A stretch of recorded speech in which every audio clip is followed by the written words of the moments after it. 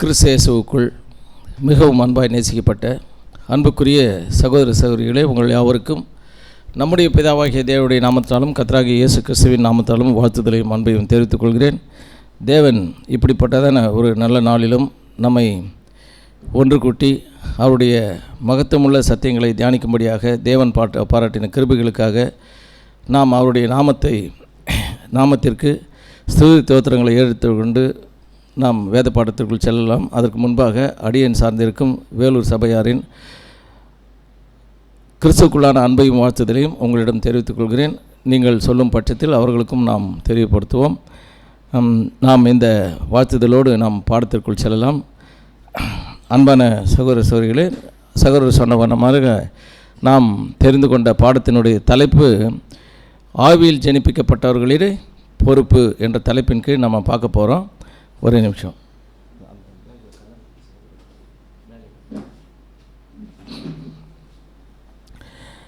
ஆவியில் ஜனிப்பிக்கப்பட்டவர்களின் பொறுப்பு. இப்போது நாம் ஆவியில் ஜனிப்பிக்கப்பட்டவர்களா அப்படின்ற ஒரு கேள்வி கேட்டால் நாம் என்ன பதில் சொல்லுவோம்? ஆம், ஆவியில் ஜனிப்பிக்கப்பட்டவர்கள் அப்படின்னு நம்ம சொல்லுவோம் இல்லையா? இப்போ ஆவியில் ஜனிப்பிக்கப்படுதல் அப்படின்னா என்னான்னு கேட்டால் என்ன சொல்லுவோம்?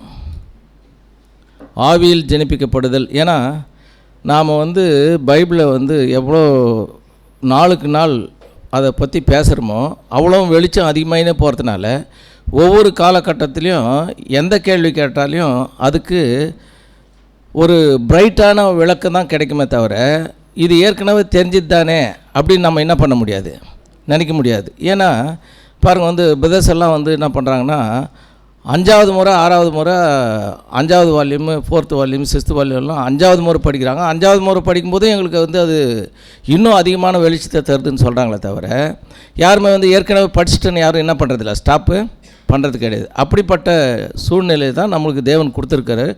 அந்த சத்தியம் தோண்ட தோண்ட என்ன ஆகும்னா அது புதையல் மாதிரி வந்துன்னே இருக்கும். அதனால் நம்ம என்ன பண்ணலான்னா, இந்த கேள்விக்கு நீங்கள் கொஞ்சம் இன்ட்ராக்ட் பண்ணிங்கன்னா சீக்கிரம் முடிஞ்சிடும். இல்லைன்னா ரொம்ப லேட் ஆகிரும். அப்புறம் அன்பு பேர் ரொம்ப லேட் ஆகிடுத்தார் சப்ஜெக்ட்னு என் மேலே பழி சொல்லக்கூடாது. நடக்கிறது சீக்கிரம் முடிக்காத யார் கையில் இருக்குது? உங்கள் கையில் தான் இருக்குது. அதனால் நீங்கள் கேட்குற கேள்விக்கு மட்டும் பதில் சொல்லுங்கள். ஆவியில் ஜனிப்பிக்கப்படுதல்னா என்ன?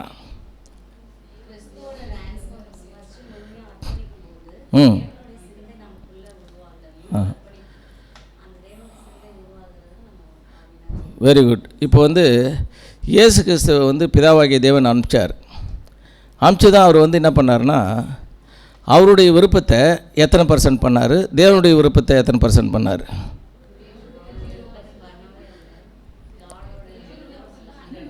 100% தேவனுடைய விருப்பம். இப்போ ஆவியில் ஜனிப்பிக்கப்படுறதுன்னா என்னென்னா, இயேசு கிறிஸ்துக்கு ஏற்கனவே அவர் உலகத்தெல்லாம் படைக்கும்போதும் என்ன பண்ணார்னா, அவர் சொல்கிற மாதிரிலாம் படிச்சிருந்தார். அவர் நினச்சா என்ன பண்ணலான்னா, அவர் விருப்பமாக கூட என்ன பண்ணலாம், வாழ்ந்துருக்கலாம். ஆனால் அவர் என்ன பண்ணிட்டார்னா, அவர் விருப்பப்படி என்ன பண்ணல, வாழலை. ஆனால் அவருக்குன்னு தேவன் கொடுத்தாரு பாருங்க பொறுப்பு. அந்த பொறுப்பை அவர் 100% பண்ணி காமிச்சார் இல்லையா? இப்போது தாவீதை கிங் ஆக்கினார் தேவன். எதுக்கு ஆக்கினார்? இல்லை, இஸ்ரேல் ஜனங்களுக்கு ஆக்கினார். அதுக்கு ஒரு மூல காரணம் இருக்கணும் இல்லை? அது என்ன?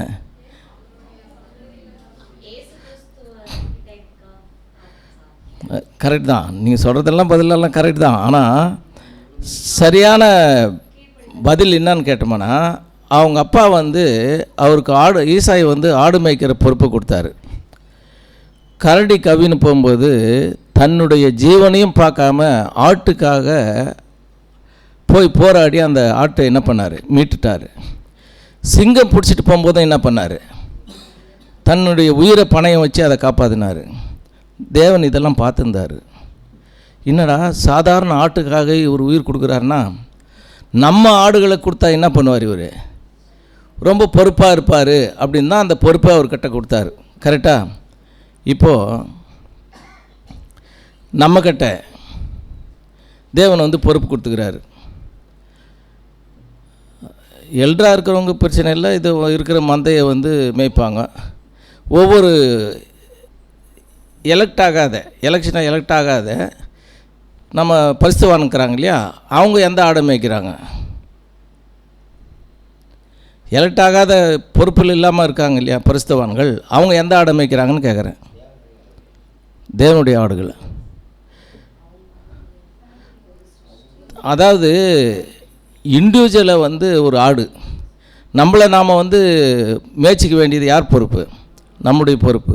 அப்போது நம்மளை கேர் எடுக்கிறது ரொம்ப முக்கியம் இல்லையா? ஒரு குடும்பத்தில் ஒரு குடும்ப தலைவர் வந்து பொறுப்பு இல்லாமல் இருக்கிறாருன்னு வச்சுங்க, டோட்டலாக அந்த குடும்பமே கஷ்டப்படும் இல்லையா?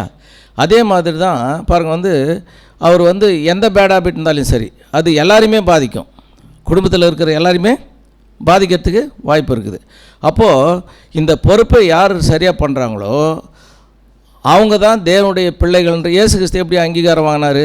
இவர் என் நேசகுமாரன்னு. அந்த மாதிரி ஒரு நேசகுமாரன்ற ஒரு அங்கீகாரத்தை நம்ம வாங்கணும்னா நமக்குன்னு கொடுத்துருக்கிற பொறுப்பை நம்ம பர்ஃபெக்டாக பண்ணிட்டோம்னா என்ன பண்ணிடலாம்? அந்த இவர் என் நேசகுமாரன் அவருக்கு சொன்னது இயேசு கிறிஸ்துக்கு மட்டும் பொருந்துமா, சபைக்கும் பொருந்துமா? சபைக்கும் பொருந்தும். ஏன்? நாம் சரீரம், அவர் தலைக்கு சொன்னதெல்லாம் யாருக்கு பொருந்தும்? சரீரத்துக்கும் பொருந்தும். அப்போது இயேசு கிறிஸ்து எப்படி தேவனுடைய அவர் கொடுத்த பொறுப்பை அவர் 100% நிறைவேற்றினாரோ அதே மாதிரி தான் நாமளும் என்ன பண்ணணும்? பொறுப்பை நிறைவேற்றணும். இப்போது நமக்கு என்னென்ன பொறுப்பு இருக்குதுன்றது சும்மா லைட்டாக பார்க்க போகிறோம். அந்த உங்களுக்கு போட்டுக்கிற அந்த ரீப்ரிண்ட்டில் இருக்கிற கண்டென்ட்டு தான் இதில் வருமே தவிர வேறு எதுவும் உங்களுக்கு என்ன ஆகாது, வராது. வாசிக்கலாம். யோவான் 6:3-6-8. யோவான் 3ஆம் அதிகாரம் 6ஆம் வசனம் முதல் 8ஆம் வசனம் முடிய.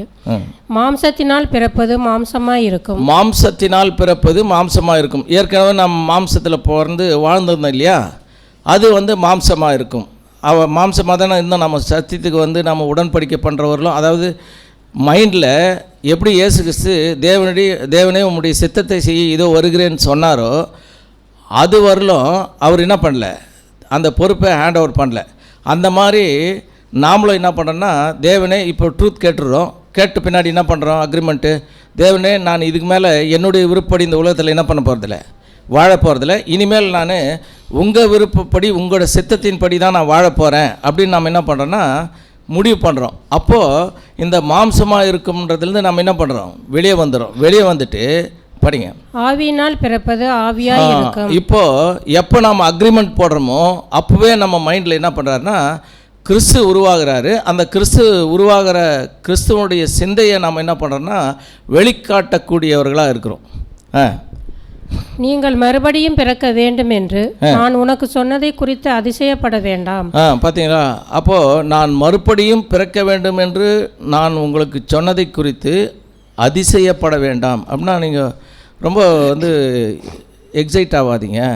ஏன்னு கேட்டால் நான் வந்து மறுபடியும் பிறக்கணுன்றது ஆவியில் ஜெனிப்பிக்கப்பட்டு ஆவியில் என்ன பண்ணணும்? பிறக்கணுன்றதை அவர் என்ன பண்ணுறாருன்னா சொல்கிறாரு.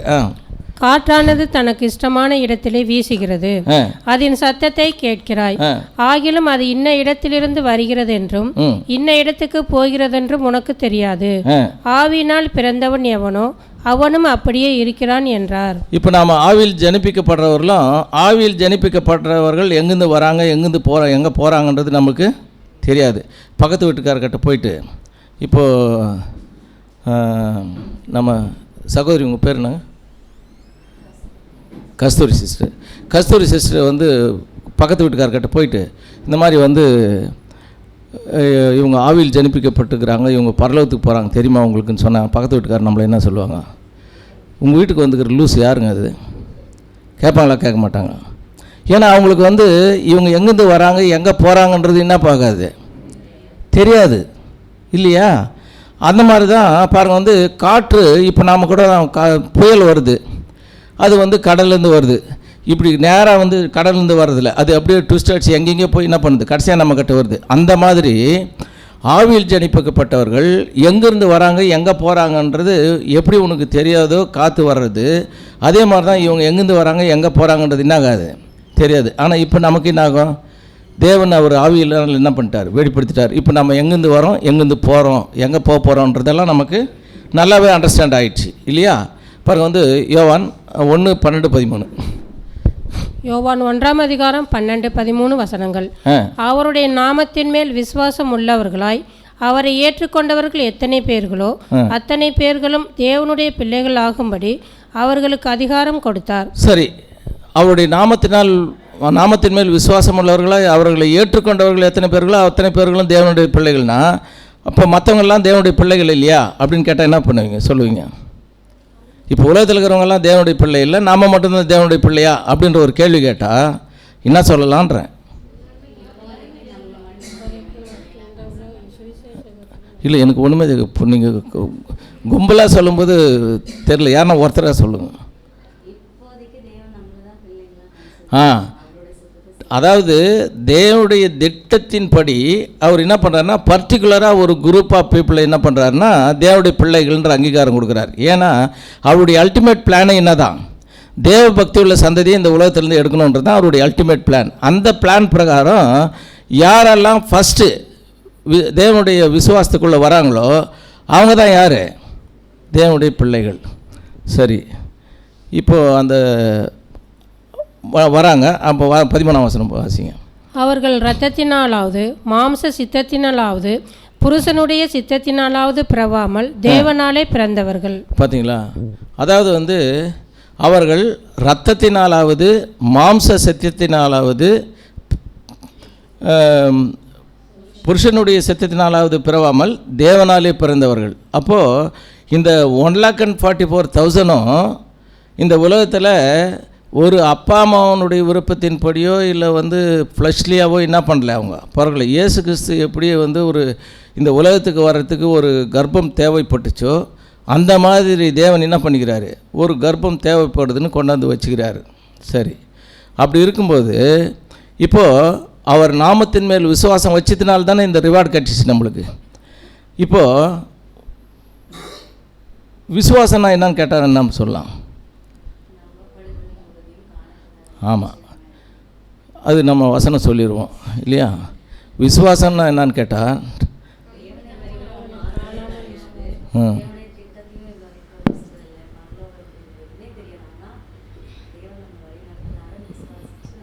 Very good.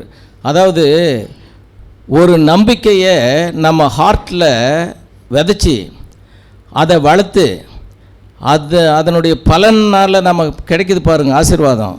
அதுதாங்க விசுவாசம்.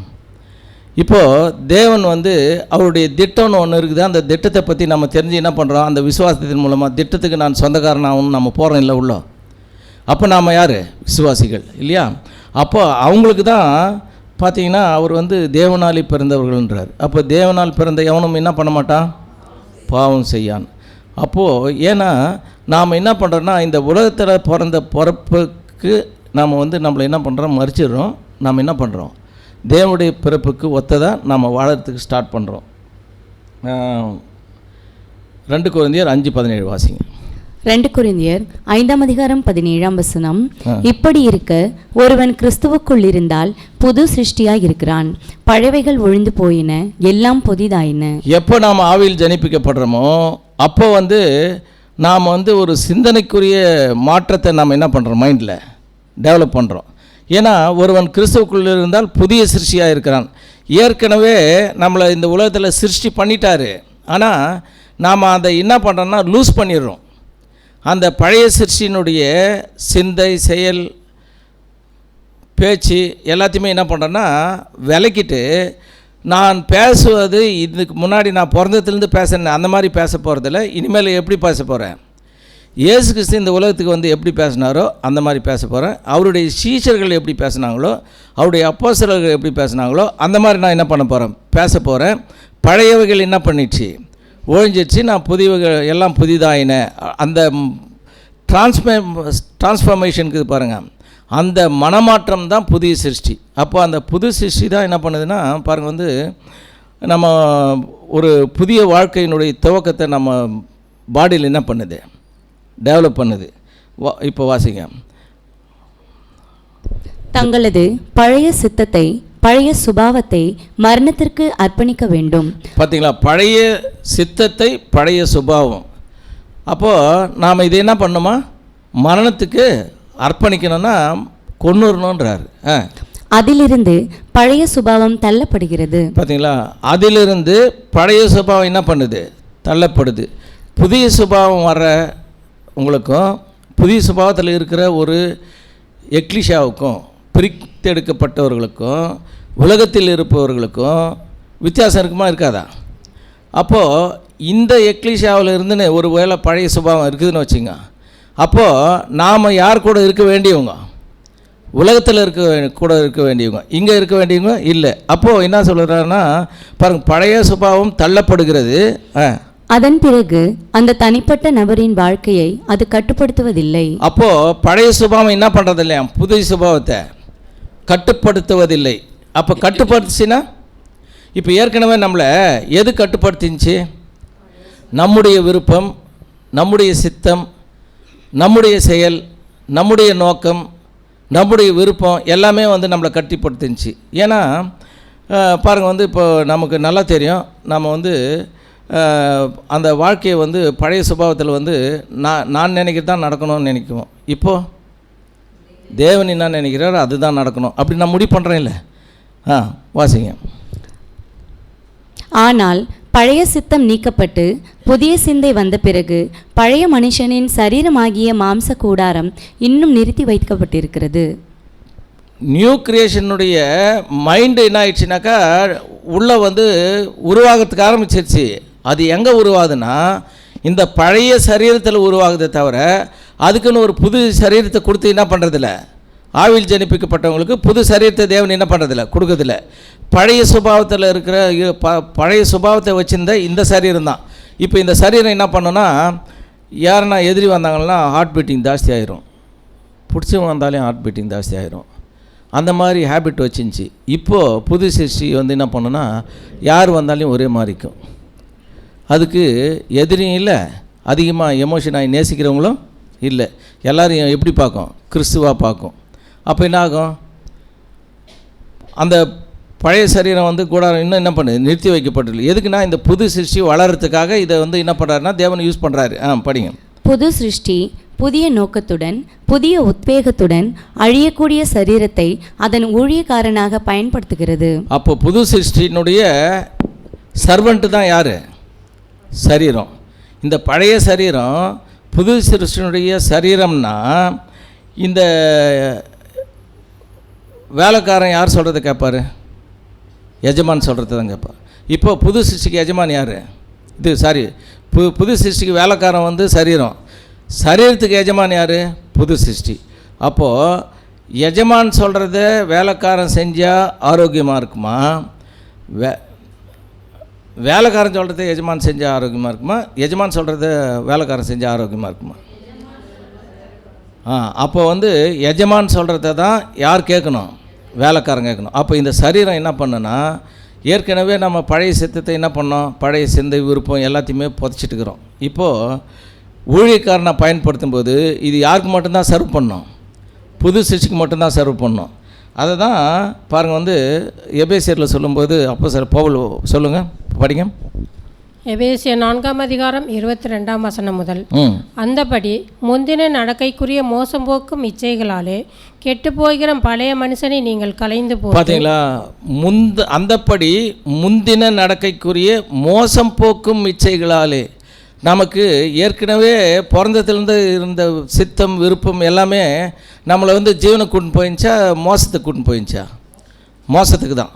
அப்போது மோச போக்குகிற பழைய மனுஷனை நீங்கள் களைந்து போட்டு அப்படின்னா அதை எடுத்து போட்டு உங்கள் உள்ளத்திலே புதிதான ஆவி உள்ளவர்களாகி. பார்த்தீங்களா? எப்போ நாம் பேசிக் கேட்குறோமோ அப்போ நம்மளுக்கு என்ன கிடைச்சிடுது? New spirit. அந்த நியூ ஸ்பிரிட்டு, ஓல்டு ஸ்பிரிட் என்ன ஆயிடுச்சு? நியூ ஸ்பிரிட் வந்த உடனே போயிடுச்சு.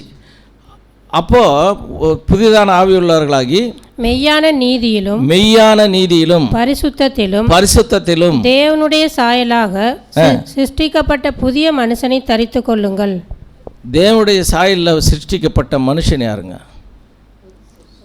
யாரு? அதுக்கு முன்னாடி இயேசு கிறிஸ்து இல்லையா? பாருங்கள், வந்து ஆதாமை தான் ஏற்கனவே தரிச்சிருந்தது தான் நம்ம நாசகோலம் ஆகிட்டோம். இப்போ நம்ம வந்து யாரை தரிச்சிக்கணும்? இயேசு கிறிஸ்துவை தரிச்சிக்கணும். தேவனுடைய சாயலால் சிருஷ்டிக்கப்பட்ட அந்த சாயலில் ஒரே ஒரு பர்சன்ட் யாருன்னா எதுனா சொல்ல முடியுமா? இயேசு கிறிஸ்துவோடைய சாயலில், தேவனுடைய சாயலாக சிருஷ்டிக்கப்பட்ட இயேசு கிறிஸ்துவை 1% குறை சொல்ல முடியாது. அதனால தான் அவரை தரிசிக்க சொல்கிறாரு. அப்போது தேவனுடைய சாயலாக சிருஷ்டிக்கப்பட்ட புதிய மனுஷனை என்ன பண்ணோம்? தரிசிக்கணும். அப்படி தரிசிக்கணுமானா ஆட்டோமேட்டிக்காக நம்ம என்ன பண்ணலான்னா, இந்த சரீரம் வந்து புது சிருஷ்டினுடைய ஊழியக்காரனை என்ன பண்ணோம் இருக்கும். எதுக்கான பயப்படுமா? பயப்படாது. ஏன்னா வாசிங்க ரோமர் 8:15. ரோமர் 8:15. அந்தபடி திரும்பவும் பயப்படுகிறதற்கு நீங்கள் அடிமைத்தனத்தின் ஆவியை பெறாமல் அப்பா பிதாவே என்று கூப்பிட பண்ணுகிற புத்திர சுவிகாரத்தின் ஆவியை பெற்றீர்கள். நாம் புது சிஷ்யா மாறதுக்கு முன்னாடி எதுக்கு பார்த்தாலும் பயந்துருந்தோம். இருந்துமா இல்லையா? அதாவது வெளியே போகிறோம், உயிரோடு திரும்பி வருவோன்ற நிச்சயம் கிடையாது. இப்போது ஒரு தேவதூதருடைய பாதுகாப்பு நமக்கு இருக்குது. அந்த ஹோப் இருக்குதா இல்லையா? அப்போ இருந்துச்சா? அப்போ நம்மளை வந்து நிறைய கெட்டுப்போன தேவதூதர்கள் என்ன பண்ணாங்கன்னா, நம்ம கூட வந்துன்னு நாம் என்னென்ன பண்ணணுமோ அதுக்கு மேலே வந்து அவங்க வந்து என்ன பண்ணாங்கன்னா நம்மளை பண்ண வச்சுருந்தாங்க. அப்படி பண்ணும்போது பாருங்கள், வந்து அடிமைத்தனத்தின் ஆவியை பெறாமல் வாசிங்க, அப்பா பிதாவை என்று கூப்பிட பண்ணுகிற புத்திர சுவிகாரத்தின் ஆவியை பெற்றீர்கள். அப்பா பிதாவை என்று கூப்பிடப்பட்ட தக்க புத்திர சுவிகாரத்தின் ஆவியை பெற்றீர்கள். படிங்க. நம்மை மீண்டும் அடிமைப்படுத்தி அச்சமூட்டுகிற ஆவியை நாம் பெறவில்லை, தேவனுடைய பிள்ளைகளாக நம்மை உருவாக்கும் ஆவியை பெறுகிறோம். அப்படி பெற்றால் என் அன்பான பிதாவே என்று அழைக்கும் உரிமையை பெறுவோம். அப்போது அப்பான்னு கூப்பிடுற ஒரு ரைட்ஸு எப்போ வருதுன்னா, நியூ கிரியேஷனை வந்து நம்ம ஆவியில் ஜனிப்பிக்கப்படும் போது தான் வருதே தவிர அது வரல நம்ம யாருக்கும் நம்மளுக்கு சம்மந்தம் இல்லை, தேவனுக்கும் நம்மளுக்கும் சம்மந்தம் இல்லை. இப்போது அவருடைய ஒரு அப்பா வந்து தன்னுடைய பிள்ளை வந்து, என் பிள்ளை வந்து புத்திசாலின்னு சொல்கிறத நம்ம லைக் பண்ணுவோமா, என் பிள்ளை வந்து அவன் உருப்படாதவன் சொல்கிறது லைக் பண்ணுவோமா? அப்போது அப்பா பிதாவே என்று கூப்பிடப்பட்ட தக்க புத்திர சுவிகாரத்தை அங்கீகாரத்தை கொடுக்குறாருன்னா இம்மிடியேட்டாக நம்ம என்ன பண்ணோன்னா, அந்த புது சிருஷ்டிக்குரிய சரண்டரை நம்ம என்ன பண்ணோம், இந்த சரீரத்தை ஃபுல் அண்ட் ஃபுல் சரண்டர் பண்ணிடணும். 2 தீமோத்தேயு 1:7. 2 தீமோத்தேயு 1:7. தேவன் நமக்கு பயமுள்ள ஆவியை கொடாமல் பலமும் அன்பும் தெளிந்த புத்தியுமுள்ள ஆவியே கொடுத்திருக்கிறார். பார்த்தீங்களா? நமக்கு பயமுள்ள ஆவியை கொடாமல் பலமும் அன்பும் தெளிந்த புத்தியும் உள்ள ஆவியை கொடுத்திருக்கிறார். அப்போது நாம் ஆவியில் ஜனிப்பிக்கப்படும் போது தேவனுடைய சித்தப்படியான ஒரு வாழ்க்கையை நாம் என்ன பண்ணுறோம், துவங்குறோம். அதுதான் ஆவியில் பிறக்கிறது. அது வந்து உள்ளத்தினுடைய ஒரு உந்துதல் இல்லையா? நம்ம மைண்ட் என்ன பண்ணுது, இனிமேல் வந்து நம்ம வாழ்ந்த வாழ்க்கையை வாழக்கூடாது, இனிமேல் நாம் வந்து கிறிஸ்து மாதிரி வாழணுன்ற அந்த உந்துதல் கிடைக்கும் இல்லையா? அப்போ அப்படி இருக்கும்போது உலகம், மாம்சம், சாத்தான் எது முன்னே வந்து நின்னாலையும் இந்த புது சிருஷ்டி பயப்படுமா? அந்த பயப்படாமல் இருக்கிறதுக்கு தேவையான பலமுள்ள ஆவியை தான் தேவன் என்ன பண்ணுறாருன்னா நமக்கு கொடுக்குறாரு. அப்படி கொடுக்கும்போது உங்களுக்கு நார்மலாகவே தெரியும். இப்போ ஆவியில் ஜனிப்பிக்கப்படுறத கொஞ்சம் டீப்பாகவே நம்ம என்ன பண்ணலான்னா பார்க்கலாம். ஆவியில் ஜனிப்பிக்கப்படுதல்னா என்னன்னு பார்த்தோம்னா, இது வந்து பார்த்திங்கன்னா ஒரு பழைய சிஷ்யனுடைய சரீரத்தில் இருக்கிற சிந்தையை ரைஸ் பண்ணிட்டு ரப்பர் எடுத்து அழிச்சிட்டு புதிய சிந்தையை என்ன பண்ணுறது, ரெக்கார்ட் பண்ணுறது. அப்போது புதிய சிந்தை மாற்றம் தான் எது, ஆவியில் ஜனிப்பிக்கப்படுறது. சிந்தை மாற்றம் இல்லைன்னா நாம் பழைய மனுஷனாக இந்த உலகத்தில் வாழறோன்னு அர்த்தம். அப்போ நாம் வந்து அப்பான்னு கூப்பிடுறது தெரியாதனமே யாரை கூப்பிட்டுக்கிறோம், சைத்தானாவே கூப்பிட்டுக்கிறோம். சிந்தை மாற்றம் பண்ணிட்டு கூப்பிட்டா தான் அவரு அந்த அப்பான்ற வார்த்தை போய் யாரை ரீச் ஆகும், தேவனை ரீச் ஆகும். இல்லைன்னா என்ன ஆகும், நாம் வந்து பழைய அப்பா தான், என்னப்பா சொல்லுப்பா, ஓ நீ மாறாது தானே இருக்கிற, என்ன தானே கூப்பிட்ட சொல்லு, என்ன கரெக்டாக நம்ம செஞ்சுட்டு போய் நேக்கலாம், அவ்வளோதான். அப்போது அந்த சிந்தை மாற்றம் வர்றது தான் பார்த்திங்கன்னா வந்து, அப்போ ஆவியில் ஜனிப்பிக்கப்படுறத நம்ம டீட்டெயிலாக பார்க்கணுன்னா வாசிங்க. இந்த புதிய சிந்தை தான் தேவனுடைய சிந்தை. புதிய சிந்தை தான் யாருது, ஏன்னா அது இயேசு கிறிஸ்து கிட்ட வந்துச்சு, இப்போ யார்கிட்ட வந்துக்குது, நம்மக்கிட்ட வந்துக்குது. அதாவது தேவனுடைய சித்தத்தை செய்கிற சிந்தை. தேவனுடைய சித்தத்தை செய்கிற சிந்தை, அதை தான் இயேசு கிறிஸ்து செஞ்சு காமிச்சார். நமது அர்ப்பணம் என்பது தேவனுடைய சித்தத்தை செய்வதற்கான ஒரு அர்ப்பணமாகும்.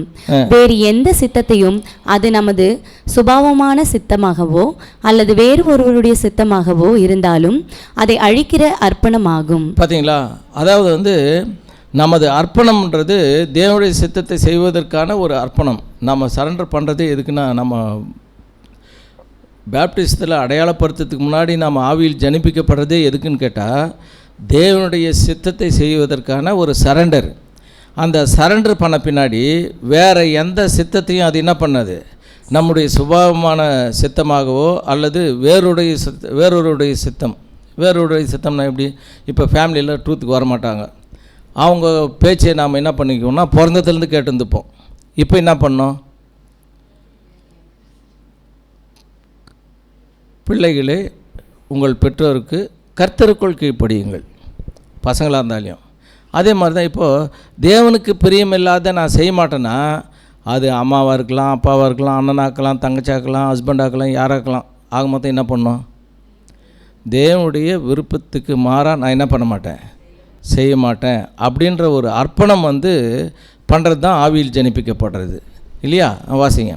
நாம் ஒரு மானிட ஜீவியாக பெற்றிருக்கிற அல்லது பெற்றிருந்ததாக நம்புகிற அனைத்தையும் அர்ப்பணிப்பதும் இதில் அடங்கியுள்ளது. நம்முடைய வாழும் உரிமைகள் மொத்தத்தையும் நாம் எதுக்கு யூஸ் பண்ணியிருந்தோன்னா, ஃபீலியோ அன்புக்கு யூஸ் பண்ணியிருந்தோம். எதுக்கு யூஸ் பண்ணியிருந்தோம்? ஃபீலியோ அன்பு. ஃபீலியோ அன்புன்றது ஜீவனுக்கு போகிறதா மரணத்துக்கு போகிறதா? மரணத்துக்கு போகிறது. ஆனால் அகாப்பே அன்பு ஜீவனுக்கு போகிறது. பாருங்கள், வந்து நாம் பெற்றிருந்ததாக நம்புகிற அனைத்தையும் அர்ப்பணிப்பது இதில் அடங்கும். அப்படியே கண்டினியூ பண்ணுங்கள். அன்பில் நாம் வளர வேண்டும், நாம் எல்லா அறிவையும் பெற்று ஒன்றுமில்லாதவர்களைப் போல இருக்க வேண்டும் என்று அப்போஸ்தலர் கூறுகிறார். நாம் எல்லாத்தையும் தேவனுடைய சித்தப்படி நான் செய்கிறேன்ட்டு ஆவியில் ஜெனிப்பிக்கப்பட்ட பின்னாடி தேவனுடைய ஊழியத்தெல்லாம் செஞ்சு முடிச்சுட்டு கூட நாம் என்னன்னு சொல்லணுமா, நான் அப்பிரயோஜனமுள்ள ஊழியக்காரன் அப்படின்னு சொல்லணுமா.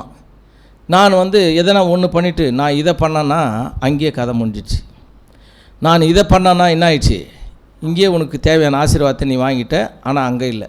இங்கே நான் ஒன்றும் இல்லைன்னு நம்ம எப்போ வந்து நம்மளை தாழ்த்தி தாழ்த்தி தாழ்த்தி கீழே போகிறோமோ அவ்வளோ என்ன பண்ணுவோம், மேலே போயினே இருப்போம்.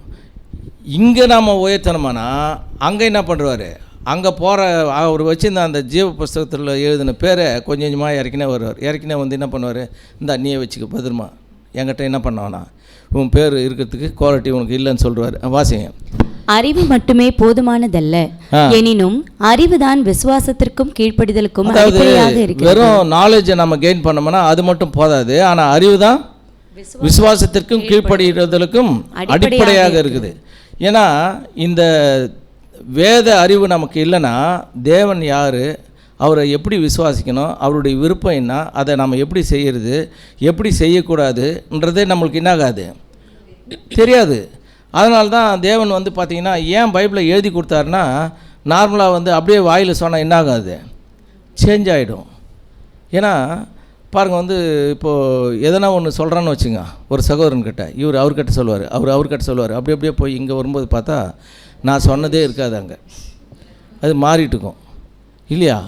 ஏன்னா கம்யூனிகேஷன் வந்து பார்த்திங்கன்னா எப்போவுமே ஒன்று இவங்க சொல்கிறவங்க என்ன பண்ணுவாங்கன்னா மாற்றி மாற்றி சொல்கிற அது. ஏன்னா அபூர்ண மனுஷர், நம்ம அபூர்ண மனுஷர் வந்து ஒரு சாதாரண ஒரு கண்டென்ட்டவே நம்மளால் பாஸ் பண்ண முடியலன்னா, தேவனுடைய திட்டத்தை எழுதாமல் கொடுத்துருந்தாருன்னா அது என்ன இருக்கும், நேரம் அழிஞ்சு போயிருக்கும். அதனால தான் என்ன பண்ணிட்டார்னா, நான் அனுப்பின காரியத்தை அது செஞ்சு முடிக்கும்னு சொல்லிட்டார் தேவன் வசனத்திலே. பாருங்க, அப்போ வந்து வாசிங்க. அறிவு இல்லாமல் நாம் எதையும் நிறைவேற்ற இயலாது. ஒரு வகையில் அறிவு தேவனுடைய சித்தத்தை காண்பிக்கிறது, இன்னொரு வகையில் விழுந்து போன மானிட சுபாவத்தில் சுயநலத்தை ஏற்படுத்துகிறது. பார்த்தீங்களா? அதாவது வந்து ஒன்று வந்து தேவனுடைய சித்தத்தை காமிக்குதான், இன்னொரு வகையில் விழுந்து போன மானிட சுபாவத்தின் சுயநலத்தை என்ன பண்ணுது. அதே அறிவு தான் மானிட சுபாவத்தில் இருக்கிற அந்த சுயநலத்தை வந்து டெவலப் பண்ணுதான். இப்போ சத்தியத்தை கேட்குறோம். இப்போது ஒரு சபையில் வந்து 60 பேர் இருக்கிறாங்கன்னு வச்சுக்கலாம். அந்த 60 பேர் சபையா இல்லை அதில் திரள் கூட்டமும் இருக்குதா, செகண்ட் டெத்து இந்த மாதிரி உலக உயிர் தேர்தலில் வரவங்க மொத்த பேருங்கிறாங்களா, இல்லை வந்து சபை மட்டும் இருக்குதா ஒரு எக்லிஷாவில்? 4 பேருங்கிறாங்க. ஏன்? இங்கே பாருங்கள், விழுந்து போன மானிட சுபாவத்தில் சுயநலத்தை ஏற்படுத்துகிறது. தேவனுடைய சித்தத்தை ஒரு அறிவு வந்து என்ன பண்ணுதுன்னா, பைபிள் நாலேஜ் வாங்குகிறாங்க. ஒரு சிலர் என்ன பண்ணுறாங்கன்னா, தேவனுடைய சித்தத்தை காட்டன் தான் அதை கேட்ச் பண்ணி அதில் வாக் பண்ணுறாங்க. ஒரு சிலர் என்ன பண்ணுறாங்கன்னா, தேவனுடைய அந்த சித்தத்தை அறிவை வாங்குகிறாங்க. அதை வாங்கி தங்களை மேன்மைப்படுத்தி கொள்வதற்காக தேவனுடைய அறிவை என்ன பண்ணுறாங்கன்னா, அந்த சுயநலத்தில் வந்து என்ன பண்ணுறாங்கன்னா காட்டுறதுக்கு ஆரம்பிக்கிறாங்க. அவங்களுக்கு வந்து இயேசு கிறிஸ்து ரிவார்டு கொடுக்குவாரா? வானான்னு சொல்லுவாரா?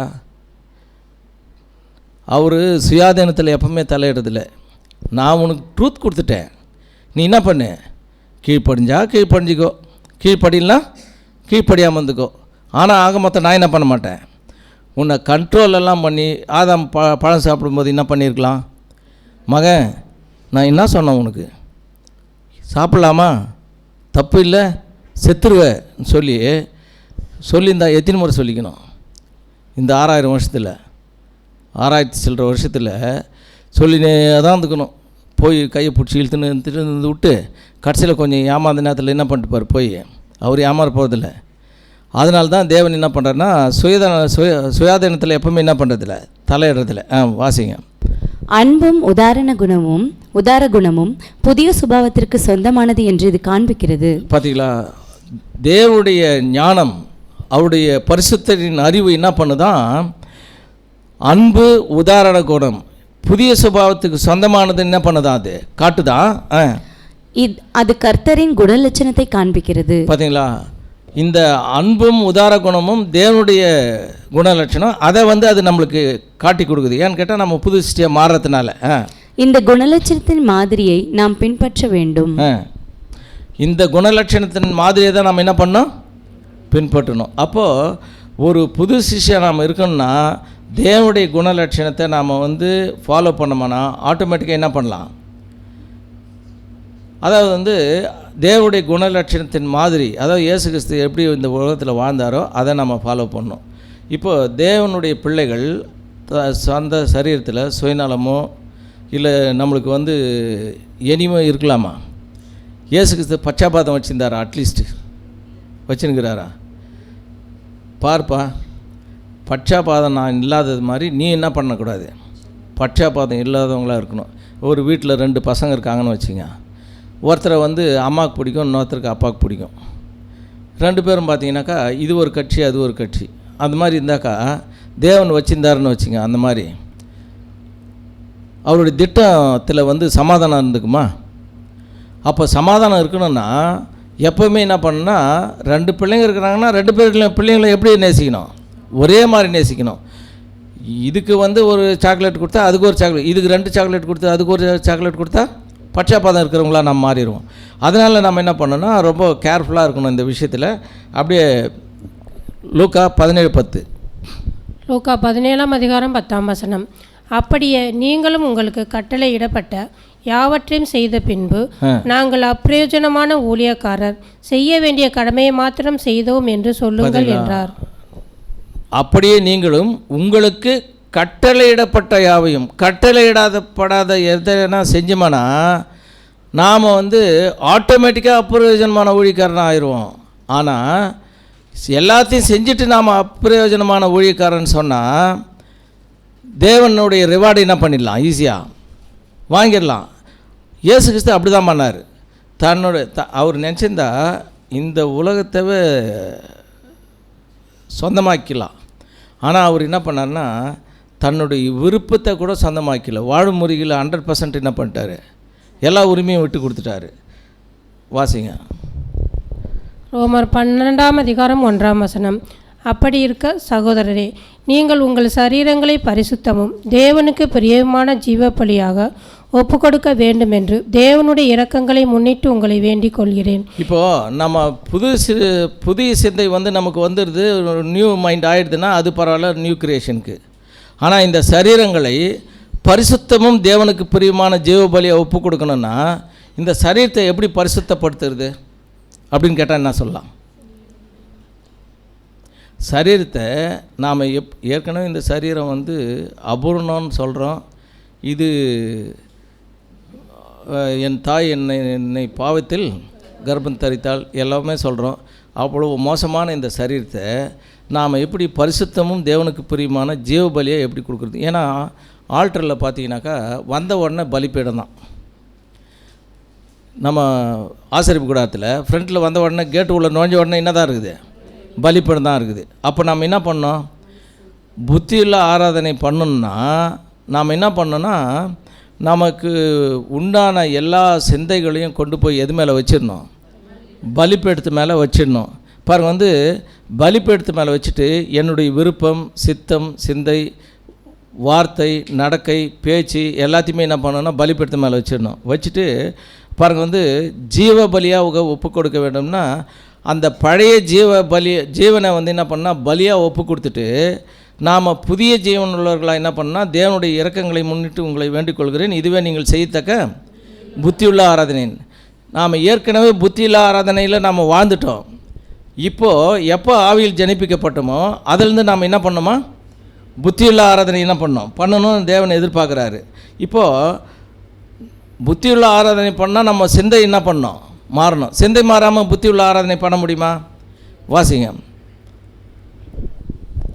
நாம் புது சிருஷ்டி ஆன பிறகு ஒரு காலத்தில் அடிமைப்பட்டிருந்த ஒட்டுமொத்த மாமிசிக பாவங்களில் படிப்படியாக விருப்பம் குறைந்து வரும். பார்த்தீங்களா? புது சிருஷ்டி ஆன பிறகு ஒரு காலத்தில் அடிமைப்பட்டிருந்த ஒட்டுமொத்த மாம்சிக பாவங்கள் படிப்படியாக என்ன பண்ணோம்? இப்போ நம்ம புது சிருஷ்டியாக மாட்டுதான் ஏக்தம் டக்குன்னு அப்படியே ஒரே செகண்டில் என்ன பண்ணுறதில்ல, ட்ரான்ஸ்ஃபார்ம் ஆகிறதில்ல. ஏன்னு கேட்டால் அதெல்லாம் மாறுறதுக்கு அப்போஸ்தலர் பவுல் மாதிரி இருக்கணும். அடுத்த செகண்ட் என்ன பண்ணார்? நான் என்ன செய்ய சித்தமாக இருக்கிறேன்னாரு. நீ போனார், அதெல்லாம் பண்ணார். 3ஆம் வானத்தை போனார், பார்த்தாரு. என்னடா இது இந்த மாதிரி இருக்குது, இதுக்காக நாம் ஏன் இந்த உலகத்தில் வாழணும்? சரி, ஒன்று செய்கிறேன், குப்பையும் எல்லாவற்றையும் குப்பையமாக எண்ணுகிறேன்னு குப்பைன்னு விட்டார். மேரேஜும் பண்ணிக்கல, ஒன்றும் இல்லை. என்ன பண்ணிட்டாருன்னா டோட்டலாக சரண்டர் பண்ணிட்டார். ஏன்னா அந்த கிங்டம்னுடைய எஸ்டாப்ளிஷ்மெண்ட்டை பார்த்துட்டாரு. பார்த்த பின்னாடி அவருக்கு எப்படி இருந்துக்கும்? இப்படிப்பட்ட ஒரு ராஜ்யத்தை உருவாக்குறதுக்கு என்னுடைய பங்கு இருக்குதுன்னா அந்த பங்கில் நான் என்ன பண்ணோம்? பர்ஃபெக்டாக நிறைவேற்றணும்னு முடிவு பண்ணிட்டாரு. இவைகளை ஜெயங்கொள்ளும் போது ஒரு பெரும் வெற்றி கிடைத்திருக்கும். பார்த்தீங்களா? நம்ம பழைய சுபாவத்தை கொஞ்சம் கொஞ்சம் படிப்படியாக குறைச்சின்னு வரும்போது மாபெரும் வெற்றி கிடைத்திருக்கும்னா அந்த சாவாமைக்கு போகிற ஆசீர்வாதத்தை வாங்கிறதுக்கான குவாலிட்டி நம்மக்கிட்ட உருவாயிட்ருக்கோம். ஆனாலும் கர்த்தருக்கு உரியவர்களானவர்களின் மாம்சத்தில் எளிதில் கண்டு உணர முடியாத பாவங்கள் பதுங்கி இருக்கும். என்னன்னா புது சிஷ்யான பின்னால் கூட மாம்சத்தில் எளிதில் கண்டுணர முடியாத பாவங்கள் பதுங்கி இருக்குமா? அப்போ நம்மக்கிட்ட பாவம் பதுங்கி இருக்குதான்னு கேட்டால் நம்ம என்ன சொல்லலாம்? அதெல்லாம் கிடையாதுங்க, நான் 100% கரெக்டாக இருக்கிறேன்னு யாரா சொல்ல முடியுமா? முடியாது. படிங்க. இந்த இயற்பண்புகள் புது சிருஷ்டியின் சிந்தையை வஞ்சிக்கும் வண்ணமாக தங்களை மறைத்து கொள்ளும். என்னென்னா புது சிருஷ்டி எப்படின்னா என்ன பண்ணணும்னா கீழ் தள்ளிடணுன்ட்டு அது என்ன பண்ணணும்? மறைஞ்சு நிற்குமா. மறைஞ்சிருந்து தாக்குறது யாருடைய வேலை? இந்த சாத்தானுடைய வேலை. சாத்தானுடைய அண்டரில் இருக்கிற தீவிரவாதிகளுடைய வேலை இல்லையா? அவங்க நேராக ஒரு 2 இராணுவம் எதிர்க்க சண்டை போடுமா? அப்படியே போடுவான் சாத்தானு. மறைஞ்சின்னு தான் தாக்குவான். படிங்க. புது சிருஷ்டி நீதியின் கொள்கைகளை தெளிவாக உணர்ந்து கொள்ளும்படியாக போதிக்கப்பட வேண்டும். பார்த்தீங்களா? அப்போ நாம் நம்ம உள்ளம் மறைச்சினுக்கிறதுனால புது சிருஷ்டியினுடைய நீதியின் கொள்கைகள் தெளிவாக நாம் தெரிஞ்சுக்கிற மாதிரி நம்ம போதிச்சா மட்டும்தான், நமக்கு ஃபீட் பண்ணிக்கினா மட்டும்தான் நாம் என்ன பண்ண முடியும்? நம்ம எப்படி போதிக்கப்படுறது? என்ன வாய்ப்பு இருக்குது நம்மளுக்கு போதிக்கிறதுக்கு? வாசிங்க. சத்தியத்தை வாசிக்கவும் அதை பற்றி சிந்திக்கவும் அதை நமது வாழ்க்கையில் உறுதிப்படுத்த மிகவும் உற்சாகத்துடன் பாடுபடவும் இந்த காலத்திற்கேற்ற உணவு தேவைப்படுகிறது. காலத்துக்கேற்ற உணவு பாருங்க. ஒரு 25 வருஷத்துக்கு முன்னாடி பார்த்தீங்கன்னா பேசிக் மட்டும் இருந்துச்சு. டீப் ஸ்டடி பார்த்தீங்கன்னா மிஞ்சி போனால் ஒரு 50-100 சப்ஜெக்ட் இருந்துச்சு. இப்போ ஒரு 25 வருஷத்துக்கு முன்னாடி. அதுக்கப்புறம் பார்த்தீங்கன்னா அப்போல்லாம் வெறும் இங்கிலீஷில் தான் ரீப்ரிண்ட்ஸ் இருந்துச்சு, வால்யூம்ஸ் இருந்துச்சு. எல்லாருக்குமே இங்கிலீஷ் தெரியுமானா ஒரு 2-3 பேர் தான் படிப்பாங்க. அவங்க எடுக்கிறது தான் ரொம்ப டாப்பாக இருக்கும் சப்ஜெக்ட்டு. மற்றவங்களதெல்லாம் பார்த்திங்கன்னா ஒரு கன்கார்டன்ஸை வச்சு என்ன பண்ணுவாங்கன்னா சொந்தமாக ப்ரிப்பேர் பண்ணி எடுத்துடணும். அது நல்லா பளிச்சுன்னு தெரியும் யார் எடுக்கிறதுக்கு. இந்த ரீப்ரிண்ட் படித்து எடுக்கிறவங்களுக்கும் நம்ம வந்து கன்கார்டன்ஸில் சொந்தமாக எடுக்கிறோமே அதுக்கும் டிஃப்ரென்ஸ் நல்லா தெரியும். அடியானும் அப்படியேப்பட்ட ஆள் தான். பார்த்திங்கன்னா நம்மளுக்கெல்லாம் இங்கிலீஷு சுட்டு போட்டாலையும் வராது. இப்போ தான் ஏதோ தேவனுடைய கிருபையில் கொஞ்சம் அது வந்து அண்டர்ஸ்டாண்ட் பண்ணுற அளவுக்கு கேப்பபிள் கொடுத்துக்கிறாரு. பாருங்கள் வந்து வாசிங்க. பிரயோஜனமற்ற சிலவற்றை படிப்பதை காட்டி பார்த்தீங்களா. அப்போது இப்போ பார்த்தீங்கன்னா நம்மளுக்கு வந்து உலகத்தில் இங்கிலீஷுக்கு அடுத்ததாக மெட்டீரியல்ஸ் அதிகமாக இருக்கிற லாங்குவேஜ் உலகத்தில் எது? இங்கிலீஷ்க்கு அடுத்ததா தமிழ் மட்டும்தான். பாருங்கள், நீங்கள் வந்து வேறு எந்த மொழி எடுத்துக்கினாலையும் இந்த அளவுக்கு டிரான்ஸ்லேட் பண்ணி என்ன பண்ணல, யூஸ் பண்ண காணும். அப்போது தேவனுடைய இரக்கம், கிருபை, தயவு யார் மேலே அதிகமாக இருக்குது? தமிழின்ஸ் மேலே இருக்குது. அது யார்? நாம் தான். பாருங்கள் வந்து கனடாவுக்கு போனீங்கன்னாக்கா கிடையாது, இன்றைக்கி வரைக்கும். மலையாளத்தில் கிடையாது, தெலுங்கில் இப்போ தான் பண்ணுகிறாங்க, ஹிந்தியில் கிடையாது, டிரான்ஸ்லேட் ஆகினுக்குது. இன்னும் நம்ம கையில் எல்லா மெட்டீரியலும் இருக்குது. பிரயோஜனமற்ற சிலவற்றை படிப்பதை காட்டிலும்னா நாம் வந்து ஜீவனுக்கு போகிறதுக்கு நம்மளுக்கு மெட்டீரியல் கொடுத்துட்டாரு. நாம் இதை படிக்காமல் வேறு எதுனா படிச்சிருந்தோன்னு வச்சிங்க எப்படி இருக்கும்? வாசிங்க. வேதாகமத்தின் அத்தியாவசியங்களில் சிலவற்றை சும்மா படிப்பதே மேலானது. வேதாகமத்தில் சிலவற்றை சும்மா படிப்பதே மேல்னு ஏன் சொல்கிறாருன்னா, பைபிள் படித்தோம்னா இந்த பைபிளில் இந்த இன்சிடென்ட்டு இந்த இடத்துல இருக்குதுன்றது அட்லீஸ்ட் என்ன பண்ணிக்கலாம், நம்ம தெரிஞ்சுக்கலாம். இப்போ நம்மளுக்கு நம்ம வளர்கிறதுக்கு, நாம் வந்து புது சிஷியை வளர்த்துக்கிறதுக்கு நம்மளுக்கு என்னென்ன சோர்ஸ் இருக்குது? பெரின் ஸ்டடி இருக்குது, வெஸ்பர் சர்வீஸ் இருக்குது, விட்னஸ் மீட்டிங் இருக்குது, அப்புறம் பேனல் டிஸ்கஷன் இருக்குது, சிம்போசியம் இருக்குது, அப்புறம் சப்ஜெக்ட் இருக்குது, அப்புறம் பர்சனல் ஸ்டடீஸ் இருக்குது, அப்புறம் வால்யூம் இருக்குது, ரீப்ரிண்ட் இருக்குது. எல்லாத்தையும் பர்சனல் ஸ்டடியில் படிக்கலாம். இப்போ நம்மளுக்கு என்ன கேள்வினா, வால்யூமுக்கும் பைபிளுக்கும் என்ன சம்பந்தம்? வால்யூமுக்கும் பைபிளுக்கும் என்ன சம்மந்தம் அப்படின்னு கேட்டால், ஏன்னா நாம் படிக்கிறதுக்கு, அதை வாசிக்கிறதுக்கு நம்மளுக்கு தேவன் என்ன பண்ணுறாருன்னா 7ஆம் தூதன் மூலமாக ஒரு வெளிச்சத்தை கொடுத்துக்கிறார் படிக்கணும்னு. அதனால் வால்யூமுக்கும் பைபிளுக்கும் என்ன சம்மந்தம்னு கேட்குறேன். சொல்லுமா?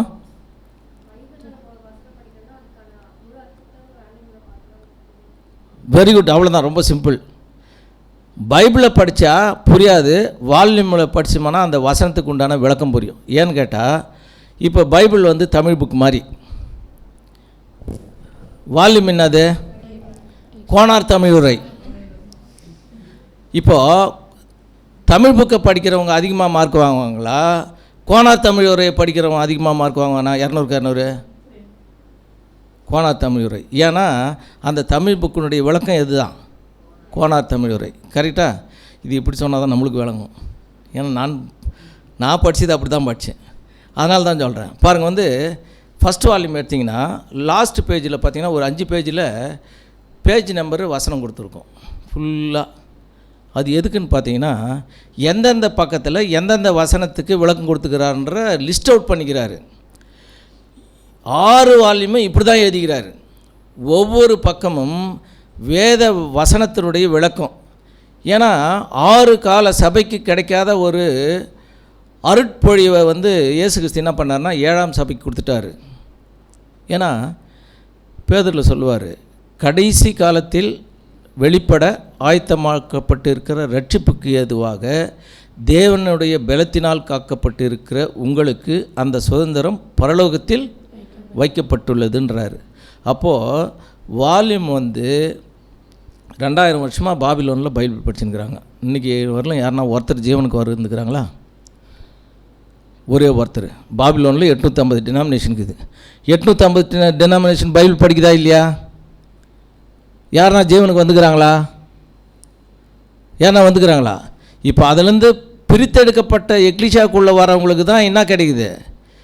வெளிச்சம் கிடைக்குது. ஏன்னா பாருங்கள் வந்து வெளிப்பத்தில் சொல்லும்போது என்ன சொல்லிட்டாருன்னா, என்னுடைய வலது கரத்தில் இருக்கிற 7 நட்சத்திரத்தில் ஒரு நட்சத்திரம் யார்? ரசல் பதர். அந்த ரசல் பதனுடைய பைப் மூலமாக தான் அந்த ஸ்பிரிட்டை என்ன பண்ணுறாரு, எண்ணெய் கொடுக்குறாரு. அந்த எண்ணெயை வாங்கி நாம் வந்து ப்ராசஸ் பண்ணோம்னா மட்டும்தான் நம்மளுக்கு வந்து அந்த 7ஆம் தூதனுடைய வெளிச்சத்தில் நடக்கிறவங்க தான் 7ஆம் கால சபையை தவிர மற்றவங்களுக்கு அந்த வெளிச்சம் என்னாகாது, கிடைக்காது. வெளிச்சம் இல்லாதவங்களுக்கு ஆசீர்வாதம் இல்லை. இப்போது வெளிச்சம் இங்கேயே போயிடுச்சு, நாம் இங்கே நின்றுந்தோன்னு வச்சுங்க, ஆசீர்வாதம் கிடைக்குமா? அவங்கள தான் மாய்மாலக்காரர்ன்றார். எக்லிஷியாவிலே இருப்போம், மெட்டீரியல் கையில் இருக்கும், மற்ற வேலையெல்லாம் கரெக்டாக பார்ப்போம், ஆனால் படிக்கிறதை என்ன பண்ண மாட்டோம், கரெக்டாக செய்ய மாட்டோம். அப்படி செய்யலைன்னா அவங்க வெளிச்சத்தின் பிள்ளைகள்னு அட்ரஸ் பண்ண மாட்டார். ஆனால் படிக்கிறவங்கள என்ன பண்ணுவார், நீங்கள் வெளிச்சத்தின் பிள்ளைகளாக இருங்கள்னு சொன்னார். அவங்க மட்டும்தான் வெளிச்சத்தின் பிள்ளைகள்னு சொல்லுவார்.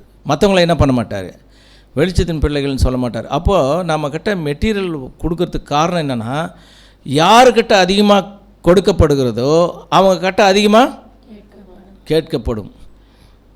இதுக்கு தான் நீங்கள் தமிழில் வந்து அதிகமாக டிரான்ஸ்லேட் பண்ணிட்டீங்களா ஆண்டவரேன்னு கேட்டால் ஆமான்னுவார். நான் உன் கண்ணை மறைச்சிக்கினாப்பா, இல்லை கையை கட்டியாக பிடிச்சிக்கினா இப்போ வால்யூம் எடுக்காதுன்னு சொல்லிட்டு ஏன்பா படிக்கல கேட்குவாரா, கேட்க மாட்டாரா? இப்போது புது சிருஷ்டி வெறும் சப்ஜெக்ட் கேட்டு வளருமா, படிக்கிறதுனாலையும் வளருமா? எல்லா மீட்டிங் ஒன்றும் வேணாங்க. இப்போ நம்ம வந்து லாக்டவுனில் நாங்கள் என்ன பண்ணோன்னா, ஒரு சிக்காகோவுது இந்த நியூ ஆல்பனி இந்த மாதிரி எக்லிஷாவினுடைய மீட்டிங்ஸ் அட்டன் பண்ணியிருந்தாங்க சகோதரர்கள். நாங்கள் சைடில் உட்காந்து பார்த்துருந்தோம். எப்போ பார்த்தாலும் பெரியன்னு எனக்கு ஒரு டவுட் வந்துச்சு, சப்ஜெக்ட் எடுக்க மாட்டாங்களான்னு கேட்டேன். எடுப்பாங்கன்னாரு. எப்போ எடுப்பீங்கன்னா, வருஷத்துக்கு 2 சப்ஜெக்டு. எவ்வளோ? வருஷத்துக்கு 2 சப்ஜெக்டாக, மற்றதெல்லாம் பெரியன் தான். இன்றைக்கி அதனால தான் அவங்ககிட்டருந்து நம்ம சத்தியத்தை கடன் வாங்கிக்கிறோம். யோசித்து பாருங்கள்.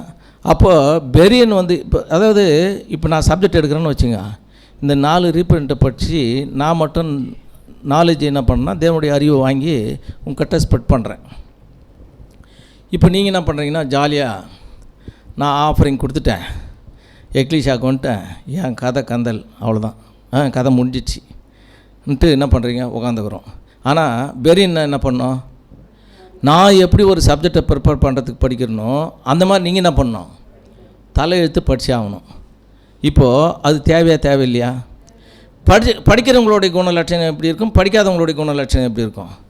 இது ஆவியாக இருக்கும், இது பாவியாக, இது மாம்சமாக இருக்கும், அவ்வளோதான், வேறு ஒன்றும் கிடையாது. இது எப்படி இருக்கும்? அப்போது நம்மளை அழைச்சிக்கிறது எதுக்கு? ஆவிக்குரியவர்களாக அழைச்சிக்கிறாரு. எல்லாருமே படித்தா தானே எல்லாருமே ஆவிக்குரியவர்களாக மாற முடியும். அதுக்கு தானே தேவன் நம்மளுக்கு வாய்ப்பு கொடுத்துக்கிறாரு. இவ்வளோ மீட்டிங்ஸ் எதுக்கு வைக்கிறாருன்னா, பெரியன் ஸ்டடி ஆகட்டும், வெஸ்பர் சர்வீஸ் ஆகட்டும், விட்னஸ் மீட்டிங் ஆகட்டும், இல்லை பேனல் டிஸ்கஷன் ஆகட்டும், இல்லைனாக்கா வந்து செம்பன்ஸ் ஆகட்டும், இல்லை வந்து சப்ஜெக்ட் கேட்குறது ஆகட்டும், இல்லை பர்சனல் ஸ்டடிஸ் இந்த ஸ்கிரிப்சர்னு பேர் வால்யூம்ஸுக்கு. அப்படின்னா வேதாகமத்தின் விளக்கம்னு தான் அர்த்தம். அதுக்கு பார்த்திங்கன்னா ரீப்ரிண்ட் வந்து பார்த்திங்கன்னா கடல் மாதிரி இருக்குது. 32,000 பக்கம் இருக்கிற 32,000 வசனம் இருக்கிறதே நம்மளால் வந்து புரிஞ்சுக்கிறதுக்கு 52,000 பக்கம் எழுதிக்கிறார் விளக்கம். அப்படின்னா பாருங்கள் எப்படி இருக்குன்னு சொல்லிட்டு. அப்போது கொஸ்டின் புக்கு வேறு இருக்குது. இதில் நம்மளுக்கு என்ன கேள்வி வந்தாலையும் கிளியர் ஆகிடலாம். இப்போ நாம் வந்து எனக்கு இதை சொல்லிக் கொடுக்கல ஆண்டவரே, அதனால் நான் இந்த மாதிரி இருந்துட்டேன் சொல்ல முடியுமா? தமிழர் மட்டும் சொல்ல முடியாது, மற்றவங்கெல்லாம் சொல்லலாம், இந்தியாவில் இருக்கிறவங்க. ஏன்னு கேட்டால் என்கிட்ட மெட்டீரியல் இல்லை. உங்கள் கிட்ட என்ன இருந்துச்சு? மெட்டீரியல் இருந்துச்சு. நீ வந்து படிக்கலைன்னா உன் தப்பு தம்பி, நீ வந்து இங்கே இரு, அதுக்கு தான் நீ லாய்க்கு. நீ வந்து 1ஆவதே படிக்கிறதுக்கு தான் லாய்க்கு. நம்ம பாபிலோனில் இருக்கும்போது ஸ்தோத்திரம் சொல்லுன்னு வாங்க போன உடனே 20 வருஷம் பொறுத்து கூட இந்தியாவுக்காக ஜம் பண்ணலாம், இந்தியாவுக்காக தெருவுக்காக ஜம் பண்ணலாம், இல்லைனாக்கா வந்து இந்த அந்த இதுக்காக ஜம் பண்ணலான்னு சொல்லிட்டு என்ன பண்ணுவாங்க, அப்படியே உட்கார வச்சு நிற்பாங்க. அந்த மாதிரி என்னென்னா அவங்களுக்கு வந்து டீச்சர் மேலே அன்பு. பாஸ்டர் அவர் வந்து அந்த கிளாஸை விட்டு எங்கேயும் என்ன பண்ணுறதில்ல, போகிறது கடைசி வரலும் போகிறது கிடையாது. நாம் பசங்களை கூட்டின்னு போயிட்டு 1ஆவதில் உட்கார வச்சு, மகன் நீ வந்து டீச்சர் நண்பு காட்டி 2ஆவது போகாத அவர்கிட்டே உட்காந்துருன்னு சொல்லுவோமா? அதுக்காக ஸ்கூலில் சேர்க்குறோம். நீ +2 படிச்சுட்டு நீ என்ன பண்ணோம், டாக்டர் ஆகி, என்ஜினியர் ஆகி, சயின்டிஸ்ட் ஆகி செத்து போயிரு தானே சேர்க்குறோம். ஆனால் தேவன் என்ன பண்ணுறாருன்னா மொத்த புக்கிங் கொடுத்து மகன் இதெல்லாம் படித்து நீ ஜீவனுக்கு, ஏன்னா ஜீவனுக்கு போகிற வழியை கண்டுபிடிக்கிற ஒரு சிலர், அது அந்த சிலரில் நீ வந்து என்ன பண்ணு, ஜீவனை வாங்கி ஜீவ புஸ்தகத்தை கையில் கொடுத்துட்டு படிக்க சொன்னால் புக்கை கூட படித்து என்ன பண்ணுறாங்கன்னா 200 வாங்கிடுறாங்க. ஆனால் இதை படித்தா தானே நம்மளுக்கு ஜீவன் கிடைக்கும். இதில் மார்க்கு என்ன தான், ஜீவன் தான் மார்க்கு. அதனால தானே இவ்வளோ மெட்டீரியல் கொடுத்துக்கிறார் நமக்கு. சரி, வாசிங்க. கர்த்தர் தம்முடைய பிள்ளைகளை அவர்களது விருப்பத்திற்கு ஏற்றபடி போதகர்கள் இல்லாமல் விடமாட்டார். பார்த்தீங்களா, அவர்களுடைய விருப்பத்திற்கேற்றபடி போதகர்கள் இல்லாமல் விடமாட்டார். அந்த போதகர்கள் மகா பெரிய மேய்ப்பரின் மந்தையில் இருக்கும் ஆடுகளை வழிநடத்துவார்கள். பார்த்தீங்களா, மகா பெரிய மேய்ப்பரின் மந்தையில் இருக்கும் ஆடுகளை வழிநடத்துவார்கள். இந்த காலத்திற்கேற்ற உணவை பெறும்படி அவர்கள் புல்லுள்ள இடங்களில் மேய்ப்பார்கள். பார்த்தீங்களா, தாவீது சொன்னார் இல்லையா, புல்லுள்ள இடங்களில் என்னை மேய்த்து அமர்ந்த தண்ணீர். அமர்ந்த தண்ணீருக்கும் சாதாரண தண்ணீருக்கும் என்ன வித்தியாசம்? அதாவது அமர்ந்த தண்ணீர்னால் ஒரு கிணத்துல நல்லா தெளிஞ்சிட்டு இருக்குதுன்னு வச்சுங்க, உள்ளே எதுனா பக்கெட்டு விழுந்தால் கூட அது எங்கே இருக்குதுன்னு தெரியும். ஆனால் நார்மலாக இருக்கிற தண்ணியில் வந்து என்ன ஆகாது, தெரியாது. தண்ணி இருக்கிறது தெரியும், உள்ளே இருக்கிறது எதுவுமே என்ன ஆகாது, தெரியாது. அப்போது ஆழத்தில் இருக்கிறத கூட தெரிஞ்சுக்கிற அளவுக்கு நம்மளுக்கு என்ன பண்ணுறாருன்னா அந்த வேத விளக்கத்தோடு கூடிய சத்தியத்தை நம்மளுக்கு ஃபீட் பண்ணுறாருன்னு அர்த்தம். அமர்ந்த தண்ணீர்னா தண்ணி மட்டும் தெரியாது, தண்ணிக்குள்ளே இருக்கிற மெட்டீரியல்ஸ் கூட என்ன ஆகும் தெரியும், அதனுடைய விளக்கம் கூட நம்மளுக்கு தெரியும். அதுதான் அமர்ந்த தண்ணீர். அப்போது அமர்ந்த தண்ணீர்களை கட்ட வந்து நடத்துவாங்க, ஆடுகளை மேய்த்து வழி நடத்துவார்கள். அதனதன் காலத்திற்கும் நேரத்திற்கும் ஏற்ப படிப்படியாக வெளிப்படுத்தப்படும் சத்தியங்கள். பார்த்தீங்களா, அதனதன் காலத்திற்கும் நேரத்திற்கும் ஏற்றபடியாக வெளிப்படுத்தப்படும் சத்தியம். நம்மளுக்கு என்ன தேவையோ தேவன் அது கொடுப்பாரு. நாம் என்ன பண்ணோம், எனக்கு இது பிடிக்காது.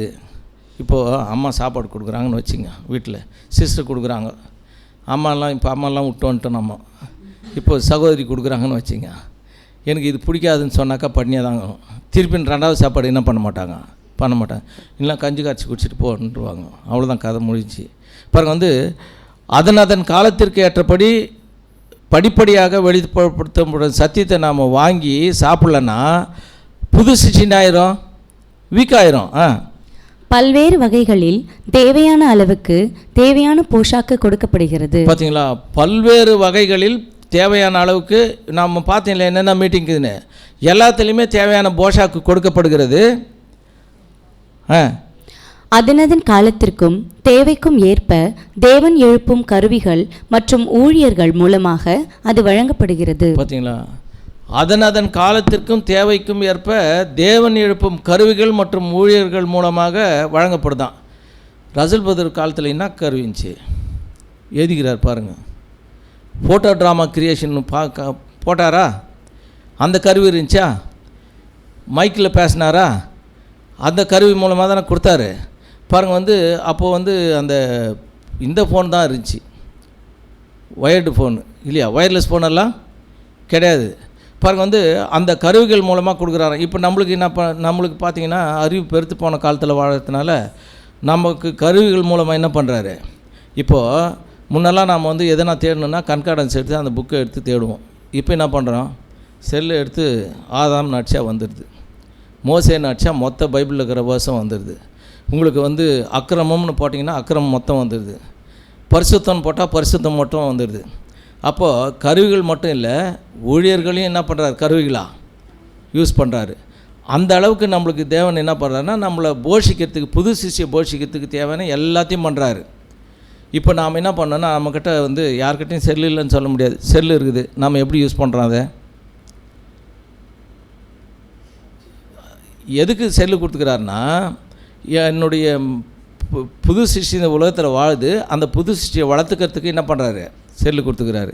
அப்போ அதை நம்ம எப்படி யூஸ் பண்ணோம், தேவனுக்கு பிரியமாக யூஸ் பண்ணால் நம்ம என்ன பண்ணிடலாம், வளர்த்துக்கலாம். இல்லைன்னு நம்மளே முடிவு பண்ணிக்கலாம். இதை இன்னொருத்தர் வந்து சொல்ல வேண்டிய அவசியம் இல்லை. வாசிங்க. ஆவில் ஜனிப்பிக்கப்பட்டவர்களின் பொறுப்பு. நடைமுறையில் அழிவுக்குரிய சரீரத்திடம் புது சிருஷ்டி கூறும். இப்போ நாம் புது சிருஷ்டி ஆகிட்டோம், நாம் நிறைய மெட்டீரியல் படிக்கிறோம்.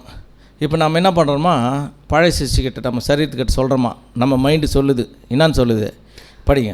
தற்காலிகமாக மட்டுமே நீ என் சரீரமாக இருக்கிறாய். பார் தம்பி, நீ வந்து டெம்பரரியாக நான் உன்னை வச்சுன்னுக்கிறேன் அப்படின்னு சொல்லுதான் புது சிருஷ்டி. நான் புது சிருஷ்டி, தேவ நிமித்தமாக நான் எந்த அளவு கீழ்ப்படுகிறேன் என்று நான் காணும் பொருட்டு தேவ ஊழியத்திற்கு உன்னை பயன்படுத்த விரும்புகிறேன். நான் உன்னை யூஸ் பண்ணுறது எதுக்குன்னா தேவனுடைய ஊழியத்துக்கு மட்டும்தான் யூஸ் பண்ணுவேன். நீ ஏற்கனவே என்னை இந்த உலகத்தில் அலைய விட்டப்பாரு, அக்கிரமத்துக்கும் அநியாயத்துக்கும். அந்த மாதிரியெல்லாம் உன்னை நான் அலைய விட மாட்டேன். இனிமேல் நான் சொல்கிறத தான் நீ கேட்கணும், நான் சொல்கிறத தான் நீ கேட்கணும். நீ சொல்கிறத நான் என்ன பண்ண மாட்டேன், கேட்க மாட்டேன். கரெக்டா? படிங்க. அதற்கு பழைய சிருஷ்டி எனக்கு சில உரிமைகள் உண்டு என்று கூறும். பழைய சிருஷ்டி நான் சொல்லுமா, எனக்கு எனக்கும் ரைட்ஸ் இருக்குதுப்பா, கொஞ்சம் பாரு. நீ திடீர்னு வந்து சத்தியத்தை கேட்டு நான் வந்து புது சிருஷ்டியாக மாறிட்டேன்னு சொல்லிட்டு என்னுடைய பழைய மொத்தத்தையுமே விட்டுருன்னா எப்படி? அது கொஞ்சமானா உனக்கு ஈவு இறக்கம் இல்லையா? நீ மனுஷன்தானா? கேட்கும் இல்லை. உடனே நம்ம என்ன சொல்லணும்? ஏய், நான் மனுஷன் கிடையாது. இப்போ யார்? தேவனுடைய மனுஷன். நான் வந்து தேவனுடைய மகன். நீ வந்து மனுஷன் நினச்சி என்கிட்ட பேசாத. நான் மனுஷன் அந்த பீரியடு எப்போ ஆயிடுச்சு, எப்போ ஆவியில் ஜனிப்பிக்கப்பட்டனா அப்போயே மாற்றிக்கினேன் நான். என்கிட்ட இந்த கேள்வியெல்லாம் கேட்காத, ஒழுங்காக அமைதியாக இரு. உனக்கு வாய்க்குதுன்னா எதனாலும் கேட்கலாமா? வாய் எதில் தாங்குது? சரீரத்தில் தாங்குது. ஆனால் புது சிருஷ்டி என்ன பண்ணுது? தலையில் இருக்குது. இது கேட்குது, அது சொல்லுது. படிங்க. புது சிருஷ்டியோ அதற்கு பதிலுரையாக உனக்கு எந்த உரிமையும் கிடையாது, நீ என்ன செய்யலாம், என்ன செய்யக்கூடாது. தானியேல் தூக்கி சிங்க கேபிள் போட்டார். சிங்கம் என்ன பண்ணுச்சு? ஷட்டப்புன்னாரு தேவன். வாய் மூடிக்குச்சா? தானியேலை கடிச்சிச்சா? அப்படின்னா என்ன பண்ணுமா நம்ம? இது எதுனா பேச வந்துச்சேன்னா ஷட்டப்புன்னு சொல்லிடணும். வாய் மூடு, உனக்கு எந்த உரிமையும் இல்லை. நீ என்ன செய்யலாம், என்ன செய்யக்கூடாது என்று என் நிதானிப்பை நான் உபயோகிப்பேன் என்று கூறும். பார்த்தீங்களா? நான் வந்து இன்னும் நிதானிக்கிறனோ அதை தான் நீ செய்யணுமே தவிர நீ சொல்கிற மாதிரி செய்கிறதுக்கு நான் ஆள் இல்லை. ஏற்கனவே செஞ்சு நான் என்ன பண்ணிட்டேன்? பாதிப்புக்குள்ளாயிட்டேன். இனிமேல் நீ சொல்கிறத நான் என்ன பண்ண மாட்டேன், செய்ய மாட்டேன். ஏன்னு கேட்டால் நீ வந்து என்னை எங்கே கூட்டின்னு போனேன்? கல்லறைக்கு கூட்டின்னு போனேன். நான் என்ன பண்ணிட்டேன்னா ரிவர்ஸ் வந்துட்டேன். இப்போது நான் வந்து ஆப்போசிட்டில் போயின்னுக்கிறேன். நீ திருப்பினு என்னை கல்லறைக்கு கூப்பிட்டா அதுக்கெல்லாம் நான் என்ன பண்ண மாட்டேன், வரமாட்டேன். உன் விருப்பத்தை, இந்த கல்லறைக்கு போகிற விருப்பத்தை 1% கூட நான் என்ன பண்ண மாட்டேன், நிறைவேற்ற மாட்டேன். நான் புது சிருஷ்டின்றதுனால நான் வந்து என்ன பண்ணுவேன், உனக்கு ஆப்போசிட்டாக தான் நான் வந்து செயல்படுவேன். என்னுடைய நிதானிப்பை நான் என்ன பண்ணுவேன், யூஸ் பண்ணுவேன்னு சொல்லிடணுமா? வாசிங்க. புது சிருஷ்டியாகிய நான் பழைய சிருஷ்டியாகிய சரீரத்தை நோக்கி சொல்வதாவது, உனக்கு எது நல்லது என்று நான் நினைக்கிறேனோ அதையே உனக்கு கொடுப்பேன். பார்த்தீங்களா? உனக்கு எது நல்லது என்று நினைக்கிறேனோ அதே தான் நான் என்ன பண்ணுவேன், கொடுக்குவேன். காலையில் வந்து நான் உனக்கு வந்து வரகரிசி பொங்கல்னால் வரகரிசி பொங்கல் தான் கொடுக்குவேன். நீ பிரியாணி கேட்டால் கொடுக்க மாட்டேன். ஏன்? நான் உன்னை வச்சு தான் என்ன பண்ணோம், ஒர்க் பண்ணோம். நீ பிரியாணி தொட்டு தூங்கிட்டேன்னா நான் மீட்டிங்கு போக முடியாது. நீ என்ன சொல்லுவ? மீட்டிங் போகாத, நல்லா ரெஸ்ட் எடுன்னு சொல்லுவேன். நான் என்ன பண்ண மாட்டேன், எடுக்க மாட்டேன். ஏன்னா நாம் சொல்கிறத கேட்கறது இல்லாமல் மற்றவங்க சொல்கிறதையும் கேட்குறதா நம்ம படித்தோம் இல்லையா முன்னே? அந்த மாதிரி என்ன பண்ணேன்னா இது டைவர்ட் பண்ணினே இருக்கும். அதனால் என்ன சொல்கிறேன்னா நான் என்ன நினைக்கிறேனோ அதை தான் நான் உனக்கு கொடுப்பேன். உன்னை நான் இப்போதே அழித்து விட வேண்டும் என்று கர்த்தர் விரும்புவதாக நான் புரிந்து கொள்ளவில்லை. ஏனெனில் நான் வந்து உன்னை வந்து உடனே சாக வச்சிடணும்னு தேவன் விரும்புகிறார் நான் புரிஞ்சுக்கல. உன்னை வந்து நான் வந்து இந்த புது சிருஷ்டி நான் வளர்றேன் இல்லையா கிறிஸ்துவா, நான் எப்போ முழுமை பெற்று என் தேவன் வந்து என்னை வந்து வெல்டன், உண்மையும் உத்தமமான ஊழியக்காரனே, என்னுடைய சந்தோஷத்திற்குள் பிரவேசின்னு சொல்கிறாரோ அது வரலும் நீ எனக்கு தேவை. அது வரலும் உன்னை நான் என்ன பண்ண மாட்டேன், கொல்ல மாட்டேன். உனக்கு கொடுக்க வேண்டிய பராமரிப்பை புது சிஷ்யனுடைய விருப்பத்தின் படி தான் கொடுப்பேனே தவிர உன் விருப்பத்துக்கு சாப்பாடோ துணியோ மணியோ எதையுமே நான் என்ன பண்ண மாட்டேன், கொடுக்க மாட்டேன். ஏனெனில் உனது சேவை எனக்கு தேவைப்படுகிறது. ஏன்னா உன்னுடைய சேவை என்ன பண்ணணும் எனக்கு தேவை. ஏன்னா இப்போ வேலூர்லேருந்து நான் இங்கே வந்து சப்ஜெக்ட் எடுக்கணும்னா புது சிஷ்டி அங்கே உக்காந்துக்கின்னு நான் வந்து இந்தா போய் நீ வந்து அங்கே சப்ஜெக்ட் பேசிட்டு வந்துருனாக்கா போய் வந்து போயிடுமா? அதுக்கு என்ன தேவை? அதனுடைய இந்த சரீரம் வாங்கணும் தேவை. அதை எடுத்துன்னு வந்து தானே பேச முடியும். அதனால் உன்னுடைய சேவை எனக்கு தேவை. ஆனால் நான் சுயத்தை வெறுத்தலை பயிற்சி செய்ய வேண்டும் என்று கர்த்தர் விரும்புகிறார். நான் உன்னை வச்சு தான் தன்னைத்தான் வெறுத்துன்னு சொன்னார் இல்லையா, அதை ப்ராக்டிஸ் பண்ணணும் உங்கள்கிட்ட. நீ ஏற்கனவே தன்னைத்தான் வெறுக்காமல் பண்ண அமகலமெல்லாம் எனக்கு தெரியும். இந்த உலகத்தில் என்ன நான் கொடுமை பண்ணேன்னு, அந்த கொடுமைக்கெல்லாம் நான் திருப்பி நீ என்ன பண்ண மாட்டேன், ஆளாக மாட்டேன். அதனால் நான் வந்து ப்ராக்டிஸ் பண்ணுறதுக்கு ஆரம்பிச்சிட்டேன். நான் சொல்கிற மாதிரி ஒழுங்காக கீழ் பண்ணிட்டு போயிரு, இல்லைன்னா நான் ஃபெயில் ஆயிடுவேன். நீ என்ன பண்ணுவ, பாஸ் பண்ணுருவேன். இப்போது உனது ஆசை நிறைவேறாது. பார்த்தீங்களா, இப்போ உன் ஆசையெல்லாம் என்ன ஆகாது, நிறைவேறாது. ஏனென்றால் அது உனக்கு உண்மையாகவே தேவையில்லை. உண்மையிலே உனக்கு தேவையில்லை. ஏன்னா நீ வந்து அக்கிரமத்துக்கு போய் கல்லறையில் படுத்துக்குவே, அதனால் உனக்கு வேணாது சொல்லிட்டு சொல்லுது புது சிருஷ்டி. எனினும் பின்னர் அது உனக்கு தேவையாக இருக்கிறது என்று நான் எண்ணினால் நீ நல்லவனாக இருந்தால் அப்பொழுது அதை உனக்கு கொடுக்கலாம். நீ நல்லவனா இருந்தியானா உனக்கு எது தேவைன்னு சொல்லிட்டு எனக்கு தென்படுதோ அதை தான் நான் கொடுப்பேன். எது தேவைன்னா, இப்போ பாருங்கள், வந்து ஒரு துணி கடைக்கு போகிறோம். 25,000 ரூபாய்க்கு புடவை இருக்குது, 500 ரூபாய்க்கும் புடவை இருக்குது. புது சிருஷ்டி என்ன சொல்லும், பழைய சிருஷ்டி என்ன சொல்லும், இந்த புடவையை எப்பவுமே கட்டினதில்லை, இதை எடுத்து கட்டுணும். புது சிருஷ்டி என்ன சொல்லும், அந்த 25,000 ரூபாயில் 20,000 ரூபாய் நம்ம என்ன பண்ணலாம், நம்ம புது சிருஷ்டிக்கு வளர்ச்சிக்கு நம்ம வந்து ரீப்ரிண்ட்ஸும் வால்யூமும் வாங்கலாம், இல்லை மெட்டீரியல் வாங்கலாம். நீ என்ன பண்ணு, 500 ரூபாய்க்கு புடவை எடுத்துக்கோன்னு சொல்லும். இது என்ன சொல்லும், இல்லை அதெல்லாம் வாங்கி அது இப்போ யாருன்னா வச்சுருந்தாங்கலாம் வாங்கி படிச்சுக்கோ. நீ என்ன பண்ணு, சொந்தமாக வாங்காத, இங்கிலீஷாவில் வச்சுப்பாங்க புக்கு, அதை எடுத்துன்னு போய் படிச்சிரு. என்னத்துக்கு தேவையில்லாமல் அதை வாங்குற, சொல்லுமா சொல்லாதா, சொல்லும். இப்போ நாம் என்ன பண்ணோம், உண்மையிலேயே புது ஸ்ட்ராங்காக இருந்துச்சுன்னா, ஏய் இந்த கதை வச்சு அது இப்படி தான் என்னை ஏமாற்றி இந்த காலமெல்லாம். இப்போ நான் என்றைக்கு வந்து நான் வந்து ஆவியில் ஜனிப்பிக்கப்பட்டனோ அப்போதில் நான் என்ன சொன்னேன், வாயை மூட சொன்னேன். இல்லை வாயை மூடு, ஏன்பா 500 ரூபாய்க்கு கூட வேணாம், 250 ரூபாய்க்கு புடவைக்கு தான் எடு, அவ்வளோதான் முடிஞ்சு. இப்போது 60 ரூபாய்க்கும் சட்டை இருக்குது, 1000 ரூபாய்க்கும் சட்டை இருக்குது. எதை எடுக்கலாம், 1000 ரூபாய்க்கா 60 ரூபாய்க்கு பாருங்கள். வந்து அப்போது 60 ரூபாய்க்கு எடுத்தால் தான் அது வந்து புது சிருஷ்டி எடுக்கிறது. ஏன்னா உனக்கு என்ன வேணுன்றது எனக்கு தெரியும். 60 ரூபாய்க்கு எடுத்தாவே என்ன தான் இருக்கும், அதுவும் ட்ரெஸ் தான், இதுவும் ட்ரெஸ் தான். என்னென்னா கடைக்காரன் பிழைக்கிறத விட நம்ம வந்து புது சிருஷ்டி பிழைக்கிறத தான் நம்ம பார்க்கணும். யார் வாழறது முக்கியம், கடைக்காரர் வாழறது முக்கியமாக, நான் புது சிருஷ்டி வாழறது முக்கியமா? அந்த முடிவை எது தான் பண்ணணும், புது சிருஷ்டி தானே பண்ணணும். அப்போது நான் உனக்கு கொடுக்கலாம். வாசிங்க.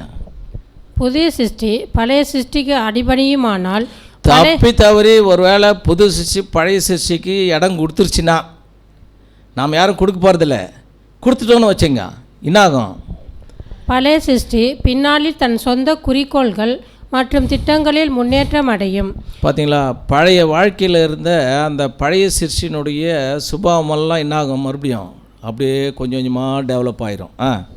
இதனால் புது சிருஷ்டி தைரியத்திலும் பலத்திலும் மற்றும் எல்லாவற்றிலும் மெலிந்து பலவீனமாகிவிடும். அப்போ புது சிருஷ்டினாயிரும், வீக் ஆயிரும். இதை புது சிருஷ்டி இந்த மாதிரி வீக் ஆகிறதுக்கு எல்டர் காரணமா, டீக்கன் காரணமா, இல்லை சபையில் இருக்கிறவங்க காரணமா? அவங்க தான் காரணம். அப்படின்னா நாம் யாருமே என்ன பண்ணக்கூடாது, வீக் ஆகக்கூடாது. ஏன்னு கேட்டால், நீங்கள் உங்களையே வஞ்சியாதபடிக்கு திருவசனத்தை கேட்கிறவர்களாய் மாத்திரமல்ல அதன்படி செய்கிறவர்களாயும் இருங்கள்னாரு. அப்போது நாம் வந்து எவ்வளோ சப்ஜெக்ட் கேட்டுக்கிறோமோ அதற்குரிய குணலட்சணத்தை காட்டினா தான் நம்ம புது சிருஷ்டி. நிறைய சப்ஜெக்ட் கேட்டு நான் வந்து குணலட்சணம்னாக்கா எனக்கு தெரியாது, நான் என் விருப்பத்தை தான் நிறைவேற்றுவேன் அப்படின்னு முடிவு பண்ணிட்டோம்னா நாம் புது சிருஷ்டி கிடையாது. புது சிருஷ்டியை வந்து வேஷம் போட்டுன்னுக்கிற ஒரு டாப் மோஸ்ட் நடிகர் இல்லையா, கரெக்ட் தானே? இப்போது புது சிருஷ்டியினுடைய கொள்கை கோட்பாடுக்கு கீழ்ப்படுகிறோன்னா நாம் வந்து பரிசுத்தவான்னு சொல்லலாம், ஆவியில் ஜனிப்பிக்கப்பட்டவர்கள்னு சொல்லலாம், பொறுப்பாக இருக்கிறோன்னு சொல்லலாம், வர்ற கரடியையும் சிங்கத்தையும் நாம் மேற்கொள்கிறோன்னு சொல்லலாம். அப்படி இல்லைன்னா கரடியும் சிங்கமும் நம்மளை என்ன பண்ணுது, மேற்கொள்ளுதுன்னு அர்த்தம். வாசிங்க. பழைய சிருஷ்டியின் நலன்கள் எல்லாவற்றையும் புது சிருஷ்டி கட்டுப்படுத்த வேண்டும். பார்த்தீங்களா, பழைய சிருஷ்டியினுடைய நலன்கள் எல்லாத்தையுமே என்ன பண்ணுமா, புது சிருஷ்டி தன்னுடைய கண்ட்ரோலில் வச்சுக்கணுமா. தேவ சித்தத்திற்காக பலி செலுத்தப்பட வேண்டிய அனைத்தையும் பலி செலுத்த வேண்டும். பார்த்தீங்களா, தேவ சித்தத்திற்காக எதெல்லாம் பலி செலுத்தணுமோ, நம்மளுடைய லௌகீக கவலைகள் நமக்கு இருக்கிற எல்லாத்தையுமே டோட்டலாக எல்லாத்தையுமே பலி செலுத்திடணும். அப்படி பலி செலுத்திட்டா நாம் என்ன பண்ணலான்னா, நமக்கும் மற்றவங்களுக்கும் டிஃப்ரென்ஸ் தெரியும். எப்படி டிஃப்ரென்ஸ் தெரியும்னா, வாசிங்க. ரோமர் 12:2 நீங்கள் இந்த பிரபஞ்சத்திற்கு ஒத்த வேஷம் தெரியாமல். ஏற்கனவே நாம் என்ன பண்ணுறோன்னா, பிரபஞ்சத்துக்கு ஒத்த வேஷம் தரிச்சின்னு இருந்தோம். இப்போ நாம் என்ன பண்ணுறோன்னா, அந்த வேஷத்தை தெரியாமல் தேவனுடைய நன்மையும் பிரியமும் பரிபூர்ணவுமான சித்தம் இன்னதென்று பகுத்தறியத்தக்கதாக உங்கள் மனம் புதிதாகிறதுனாலே மறுரூபமாகுங்கள். எந்த அளவுக்கு நாம் இம்பார்ட்டன்ஸ் கொடுக்குறோமோ புது சிருஷ்டிக்கு, அந்த அளவுக்கு நாம் மறுரூபமாகிறது ஜாஸ்தியாகும். பழைய சிருஷ்டி என்ன சொல்லும், மழை வருது எக்லிஷாக்கு போவானா, இல்லைன்னா என்ன பண்ணலாம், ஞாயிற்றுக்கிழமை ஒரு நாள் ரெஸ்ட்டு, அதை எக்லிஷா முடிஞ்ச உடனே யாருக்கும் தோத்திரம் கூட பண்ணக்கூடாது, ஓடிடலாம். சொல்லுமா சொல்லாதா? ஏன்? சகோதர ஐக்கியம்தான் தேவனோட கூட இருக்கிற ஐக்கியம். இதவே கட் பண்ணும். முதல்ல சத்தியத்தை மட்டும் கேட்டு ஐக்கியம் வச்சுக்கலன்னு வச்சுங்க, அந்த சத்தியத்தை கேட்டதுக்குரிய தாற்பயம் நம்மக்கிட்ட இருக்குதுன்னு அர்த்தமா இல்லைன்னு அர்த்தமா? இல்லைன்னு அர்த்தம்.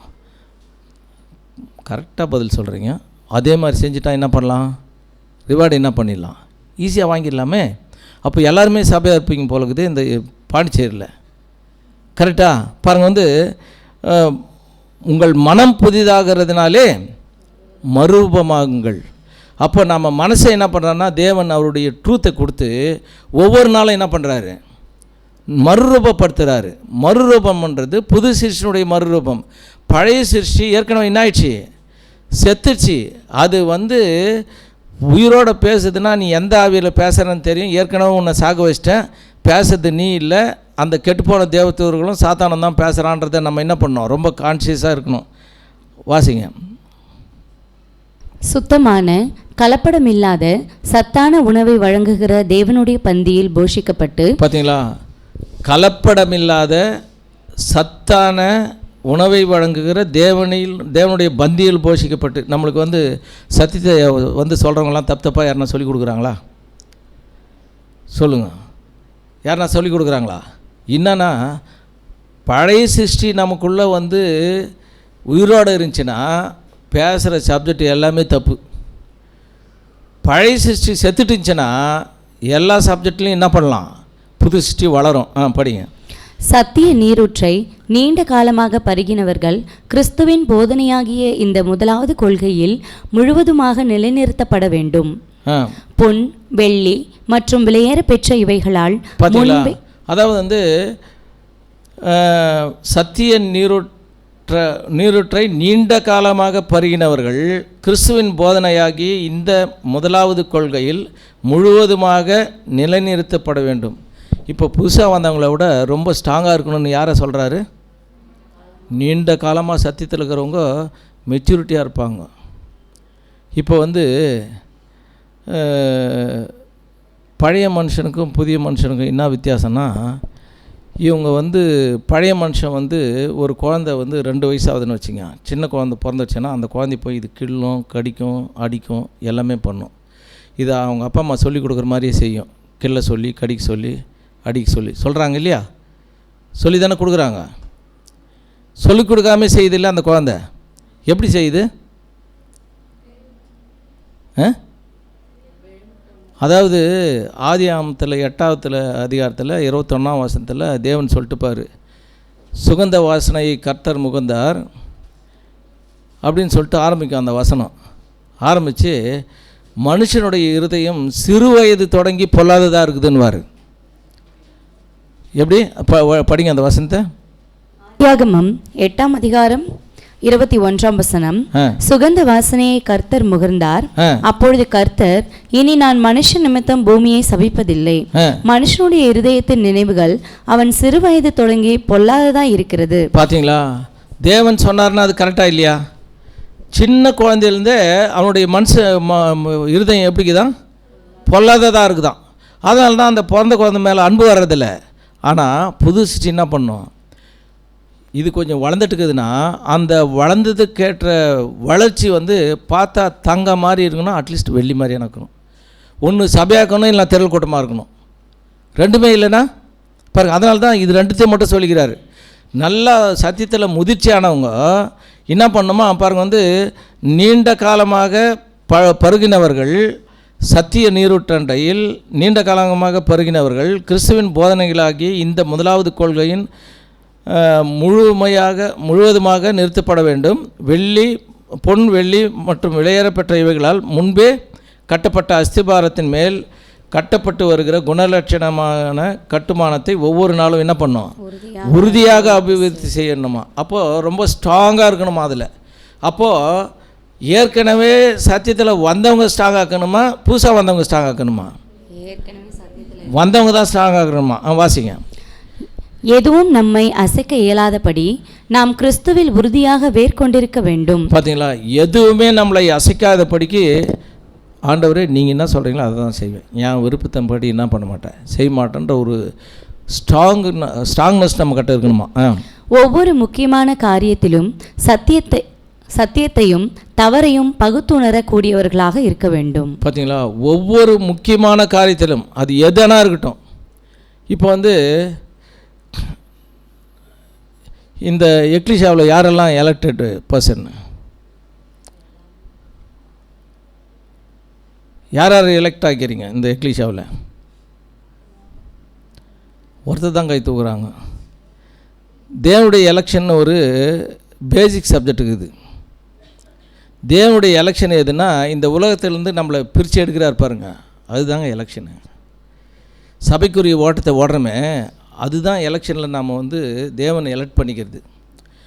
அந்த எலெக்ஷனில் நாம் இருக்கிறோன்னா நாம் சத்தியத்தையும் தவறையும் பகுத்தறியக்கூடியவர்களாக என்ன பண்ணோம், இருக்கணும்.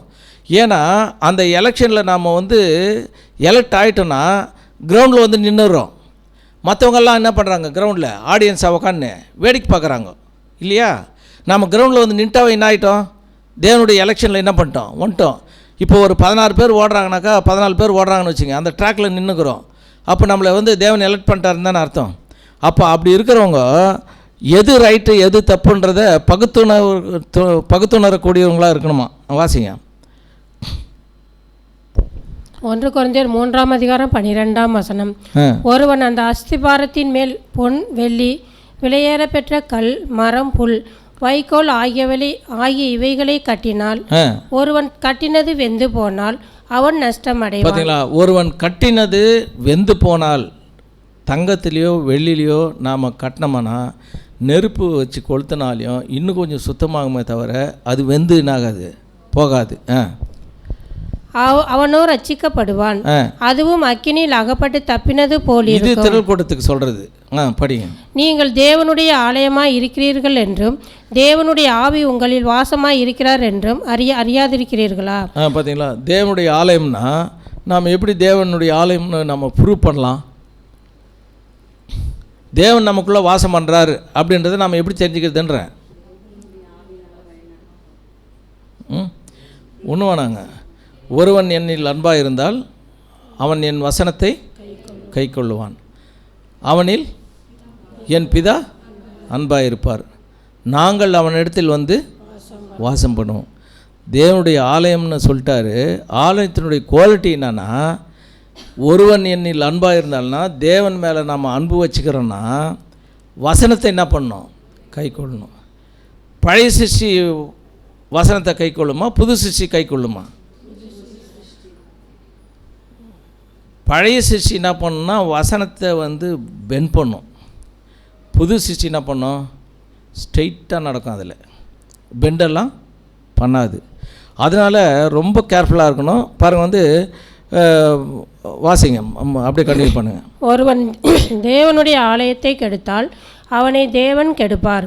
இப்போது ஒருவன் தேவனுடைய ஆலயத்தை கெடுத்தால்னா ஒரு சகோதரனை மிஸ்லீட் பண்ணுறேன்னு வச்சுங்க.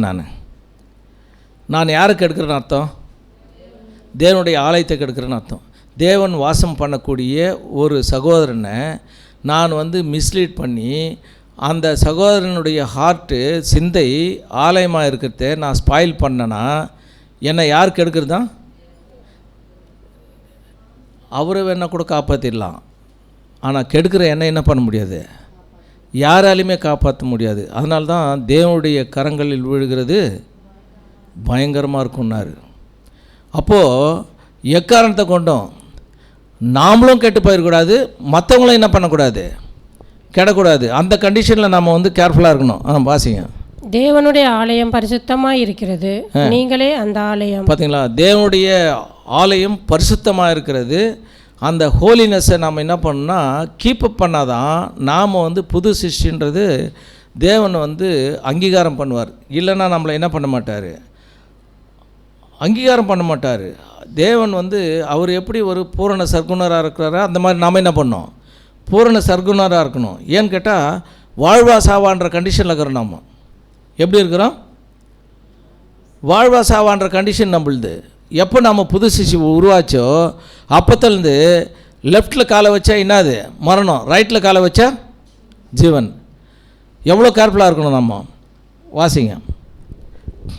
நாம் இப்போது நித்திய ஜீவனா அல்லது நித்திய மரணமா என்ற சோதனையில் இருக்கிறோம். பார்த்தீங்களா, நித்திய மரணமா அல்லது நித்திய ஜீவனான்ற சோதனையில் இருக்கிறோம். நாம் இப்போது சோதிக்கப்பட்டு கொண்டும் தேவனோடு செய்த அர்ப்பணத்தின் ஆழத்தையும் நேர்மையை நிரூபிக்கும்படியான சந்தர்ப்பத்தை பெற்றுக்கொண்டும் இருக்கிறோம். அப்போ நம்முடைய நேர்மையை நிரூபிக்கிறதுக்கான வாய்ப்பு நமக்கு இருக்குது. நாம் என்ன பண்ணோன்னா நாம் உண்மைக்கு பிறந்தவங்க ப்ரூவ் பண்ணோம். உண்மைக்கு பிறகுறதுனா என்னங்க? பாருங்க, யாக்கோபு 1:18 சொல்கிறார் இல்லையா, அவர் சித்தம் கொண்டு தம்முடைய சிருஷ்டிகளில் நாம் முதற் பலன்களாவதற்கு சத்திய வசனத்தினால் ஜனிப்பித்தார். சத்திய வசனம் தாங்க உண்மை. உண்மைக்கு பிறந்தவங்களாக இருக்கணும் நம்ம, அவ்வளோதான். அதை தான் எதிர்பார்க்குறாரு. வாசிங்க. நிச்சயமாக இது தூண்டுகோலாகவும் உண்மைத்தன்மைக்கு சக்தி ஊட்டுவதாகவும் இருக்கும். பார்த்தீங்களா, அப்போ நாம் எப்போ வசனத்துக்கு கீழ்ப்படுகிறோமோ அப்போ இது சக்தி ஊட்டுறதா இருக்கும். நாம் அர்ப்பணம் செய்த நேரத்தை ஒவ்வொரு சிந்தைக்கும் வார்த்தைக்கும் செயலுக்கும் செலவழிக்கிறதை போல நமது சரீரத்திற்கு உணவு, தண்ணீர், நமது ஆடை போன்றவைகளுக்கும் செலவு செய்ய வேண்டும் என்பதை நாம் ஞாபகத்தில் வைப்போமாக. என்னென்னா புது சிசிக்கு நல்லா படிக்கிறது போகிறது எல்லாம் பண்ணுவாங்க. ஒரு சிலர் செல்ஃப் கேர் எடுக்க மாட்டாங்க. செல்ஃப் கேர் எடுக்காமல் போகிறது கரெக்டாக தப்பா? இந்த சரீரம் சாகர சரீரம் தானே, இதுக்கு போய் கொடுக்கலாமா? சாகர சரீரம். ஆனால் இதை எதுவரையிலும் பாதுகாக்கணும். நம்முடைய புதிய சிந்தை கிறிஸ்துவாக உருவாகி அந்த ஃபோர்த்து ஸ்டேஜில் இருக்கும்போது தேவையான அந்த 3 ஸ்டேஜில் வச்சுப்பார். ஏற்கனவே டெஸ்ட்டு அதெல்லாம் எங்கே சேர்ந்து வரும்? 4வது லக்கில் இருக்கிறவங்களுக்கு வரும். அந்த லக்கில் இருக்கும்போது தான் இந்த பாடி என்ன பண்ணுன்னா ரொம்ப ஸ்ட்ரகிள் பண்ணும். ஏன்னு கேட்டால் 4 ஸ்டேஜ்லேயும் இருக்கிற மொத்த டெஸ்ட்டும் எங்கே வரும்? 4th ஸ்டேஜில் வரும். அப்போ என்ன பண்ணும்? பாடிக்கு தேவையான போஷாக்கு இருந்தால் தான் புது சிஷ்யை என்ன பண்ண முடியும்னா காப்பாற்றிக்க முடியும். அதனால் நமக்கு தேவையான ஒன்றும் வேணாம். இப்போ தண்ணி சரியாக குடிக்கலன்னு வச்சுங்க, என்ன ப்ராப்ளம் வரும்? யூரினரி இன்ஃபெக்ஷன் வந்துடும். யூரினரி இன்ஃபெக்ஷன் வந்தாக்கா மீட்டிங் அட்டன் பண்ண முடியுமா? ஏற்கனவே மீட்டிங் அட்டன் பண்ணுறவங்கள கெடுக்க முடியும், அவ்வளோதான் பண்ண முடியும், வேறு ஒன்றும் பண்ண முடியாது. ஏன்னா இவங்க அவங்கள போய் என்ன பண்ணணும்? கேர் கொடுங்க. ஆமாங்க, எனக்கு சிக்காயிட்டால் கேர் கொடுக்கணுங்க. நீ என்ன பரிசுத்தவான் இப்போ சொல்லிக்கிற, கொடுக்குறது இல்லையா? இது எப்படி? இது நாமளும் கெடக்கூடாது, மற்றவங்களையும் என்ன பண்ணக்கூடாது, கெடக்கூடாது. அந்த பொறுப்பு நம்மக்கிட்ட புது சிருஷ்டிக்கு, ஒவ்வொரு புது சிருஷ்டிக்கும் இருக்குது இல்லையா? அப்போது எந்த அளவுக்கு நாம் செல்ஃப் கேர் கொடுக்கணும்னா இந்த புது சிருஷ்டினுடைய வளர்ச்சியை எந்த விதத்துலையும் சரீரம் என்ன பண்ணக்கூடாது, பாதிக்கக்கூடாது. அந்த அளவுக்கு நாம் என்ன பண்ணால் அதை ஞாபகத்தில் வைப்போமாகன்றாரு. மாம்சத்துக்கு எதிரான மாம்சத்திற்கு எதிரான புதிய சிந்தையின் இந்த போராட்டங்கள் நல்ல போராட்டமாகும். பார்த்தீங்களா, மாம்சத்துக்கு எதிரான இந்த போராட்டங்கள் தான் நல்ல போராட்டம். நல்ல போராட்டத்தை போராடினேன், ஓட்டத்தை முடித்தேன், விசுவாசத்தை காத்துக்கொண்டேன்னு அப்போஸ்தலர் பவுல் சொன்னார். அவர் வந்து தன்னுடைய மாம்சத்தை கூட என்ன பண்ணார்னா பாருங்க, எனக்காகவும் என்னோடு இருந்தவர்களுக்காகவும் இந்த சொந்த கைகளை என்ன பண்ணுச்சு, வேலை செஞ்சிச்சு. அதுக்கு போஷிக்க வேண்டிய போஷாக்கும் என்ன பண்ணார், சத்தியத்தையும் ஸ்ப்ரெட் பண்ணார். அந்த மாதிரி நம்ம என்ன பண்ணோம், ரொம்ப கேர்ஃபுல்லாக இருக்கணும். நம்ம முன்மாதிரிகளெல்லாம் பார்த்து பாருங்க, அது மட்டும் போதுமா? நம்ம சொந்த சரீரத்தை கேர் பண்ணுறதுனா வெறும் இந்த சரீரம் மட்டும் இல்லை, நமக்கு இன்னொரு சரீரங்குது. எது வாசிங்க. எபேசியர் 5:29 தன் சொந்த மாம்சத்தை பகைத்தவன் ஒருவனும் இல்லையே. பார்த்தீங்களா, ஒருவன் சொந்த மாம்சத்தை பகைத்தவன் ஒருவனும் இல்லையேன்னு சொல்லிக்குது. இதுக்கு என்ன அர்த்தம்? சொந்த மாம்சத்தை பகைத்தவன் ஒருவனும் இல்லையே அப்படின்றதுக்கு விளக்கம் என்னான்னு கேட்குறேன்.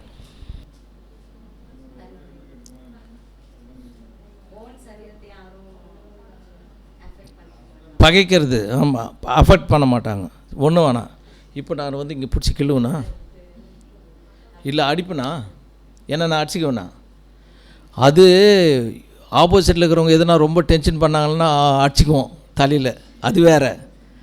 அந்த அடிச்சிக்கிறது வேறு.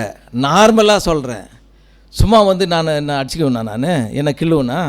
அப்போ சொந்த மாம்சத்தை நம்ம என்ன பண்ண மாட்டோம், பாய்க்க மாட்டோம். அப்போது அப்படி இருக்கும்போது கர்த்தர் சபையை போஷித்து காப்பாற்றுகிறது போல ஒவ்வொருவனும் தன் மாம்சத்தை போஷித்து காப்பாற்றுகிறான். தனக்குன்னு இப்போ 2 பேரும் தனித்தனியாக ஓடி இருக்கிறோம், மேரேஜில் ஒன்றா சேர்றோம். அப்போ அவங்க யார், நமக்கு சரீரம். அப்போ அந்த சரீரத்தை என்ன பண்ணணுமா, போஷித்து காப்பாற்றணுமா. இப்போ நான் என் சரீரத்தை திட்டுறேன்னு வச்சுங்க, யாரை திட்டுறேன்னு அர்த்தம்? என்னை திட்டுறேன்னு. சொந்த மாம்சத்தை நான் பகைக்கிறேன்னு அர்த்தம். நான் ஏதோ சரியாக கேர் கொடுக்கலன்னு வச்சுங்க, யாருக்கு கேர் கொடுக்கல, நான் எனக்கே கேர் கொடுக்கலன்னு அர்த்தம்.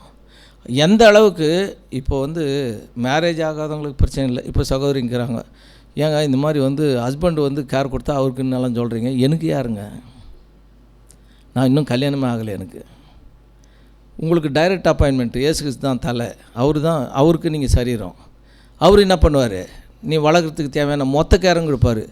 அதாவது ஒரு ஹஸ்பண்ட் கேர் கொடுத்து இருக்கிற குணலட்சணத்தை விட இயேசு கிறிஸ்து டைரெக்டாக கேர் கொடுத்து வளர்க்குறாரு பாருங்க. அவங்களுடைய மெச்சூரிட்டி, அவங்களுடைய குணலட்சணம்லாம் வேறு லெவலில் இருக்கும். கரெக்டாக? எனக்கு ஹஸ்பண்டெல்லாம் இல்லைங்க, அதனால் நான் இப்படி இருப்பேன், எனக்கு கல்யாணமே ஆகலை அப்படின்னு சொன்னால் எப்படி இருக்கும் அது? உனக்கு யார் ஹஸ்பண்டு ஒரிஜினலாக? நிச்சயதார்த்தம் ஆகிட்டு நம்ம பாட்டுக்கு ஓடினுக்கிறோம். அது ஆணாக இருந்தாலும் சரி, பெண்ணாக இருந்தாலும் சரி. அப்போஸ்தலர் பவுல் என்ன சொன்னார், நான் உங்களை கற்புள்ள கன்னிகையாக கிறிஸ்து என்னும் ஒரே புருஷனுக்கு ஒப்பு கொடுக்க நியமித்தபடியால் என்கேஜ்மெண்ட் ஆகிடுச்சு, நிச்சயதார்த்தம் ஆகிட்டுக்குது. அவர் நம்மளுக்கு அவரவே நினச்சினுக்கிற ஒரு மனவாட்டியாக இருக்கிறோம். அவர் நம்மளுக்கு கேர் கொடுப்பாரா, கொடுக்க மாட்டாரா? இந்த ஹஸ்பண்டே கேர் கொடுக்கும்போது அந்த ஹஸ்பண்டை எப்படி கேர் கொடுப்பாரு? எக்ஸலண்ட்டாக கொடுப்பாரு. அப்போ நம்முடைய குணலட்சணம் எப்படி இருக்கும்? அதுக்கு தகுந்த மாதிரி இருக்கும். அவர் பீலியோ அன்பு காட்டுவாரா, அகாப்பே அன்பு காட்டுவாரா? நாம் ஒரு சகோதரனுக்கோ சகோதரிக்கோ காட்டுற அன்பு நித்தியத்துக்கும் யூஸ் ஆகிற மாதிரி இருக்கணும். டெம்பரரியாக யூஸ் ஆகிற பீலியோ அன்பு காமிச்சோன்னு வச்சுங்க, அது அவங்களுக்கும் பிரயோஜனமாக இருக்காது, நம்மளுக்கும் பிரயோஜனமாக இருக்காது. அதில் பிளஸ்ஸிங்கும் இருக்காது. அது புது சிருஷ்டி காட்டுற அன்பு இல்லை. அப்போது சொந்த மாம்சத்தை போஷித்து காப்பாற்றுறது ஒரு சகோதரன் தன்னுடைய சரீரமாகிய சகோதரி இடத்துல அவங்கள போஷிக்கிறதுல ரொம்ப பர்ஃபெக்டாக என்ன பண்ணணும், அவங்கள லீட் பண்ணணும். அதே மாதிரி அவர் தன்னை போஷிக்கிறதுல என்ன பண்ணணும், பர்ஃபெக்டாக இருக்கணும். பாருங்கள், அதனால் ஏன்னா தேவன் எப்படியாப்பட்ட இருளிலிருந்து கூட்டு வந்துக்கிறார் நம்மளை. வாசிங்க.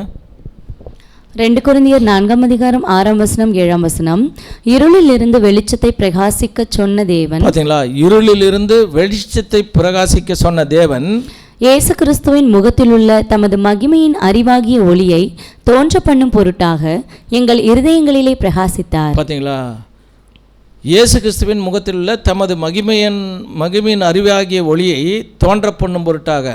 அப்போது இயேசு கிறிஸ்துவனுடைய மகிமையின் அறிவாகிய ஒளி நம்ம முகத்தில் தெரியுதுன்னா நம்ம முகம் பார்க்கறதுக்கு எப்படி இருக்கும்? நீங்கள் பாருங்கள், பெண்டிகாஸ்ட் சபையில் உட்காந்துக்கிற சகோதர சகோதரிகளுடைய மூஞ்சை பார்த்தீங்கன்னா பேயறிஞ்ச மாதிரி இருக்கும், தெளிவே இருக்காது, பிரைட்னஸ் இருக்காது. ஆனால் பைபிள் சொன்ன முகம் அப்படி இருந்துச்சுன்னு வச்சுங்க, அவங்க இன்னும் பெண்டிகாஸ்டில் உட்காந்துக்கிறாங்கன்னு அர்த்தம், தெளிவு இல்லாமல், இல்லையா? பாருங்க, வந்து ஒளி அறிவாகிய ஒளி தோன்றும் பொண்ணும் பொருட்டாக எங்கள் இருதயங்களிலே பார்த்தீங்களா, பிரகாசித்தார். நம்முடைய இருதயத்தில் பிரகாசிக்கிறதுனால முகம் பிரைட்டாக இருக்கும். பிரசங்கி 8 ஒரு வசனம் இருக்கும், அருமையான வசனம். என்ன தெரியுங்களா? வாசிங்க அந்த 8:1.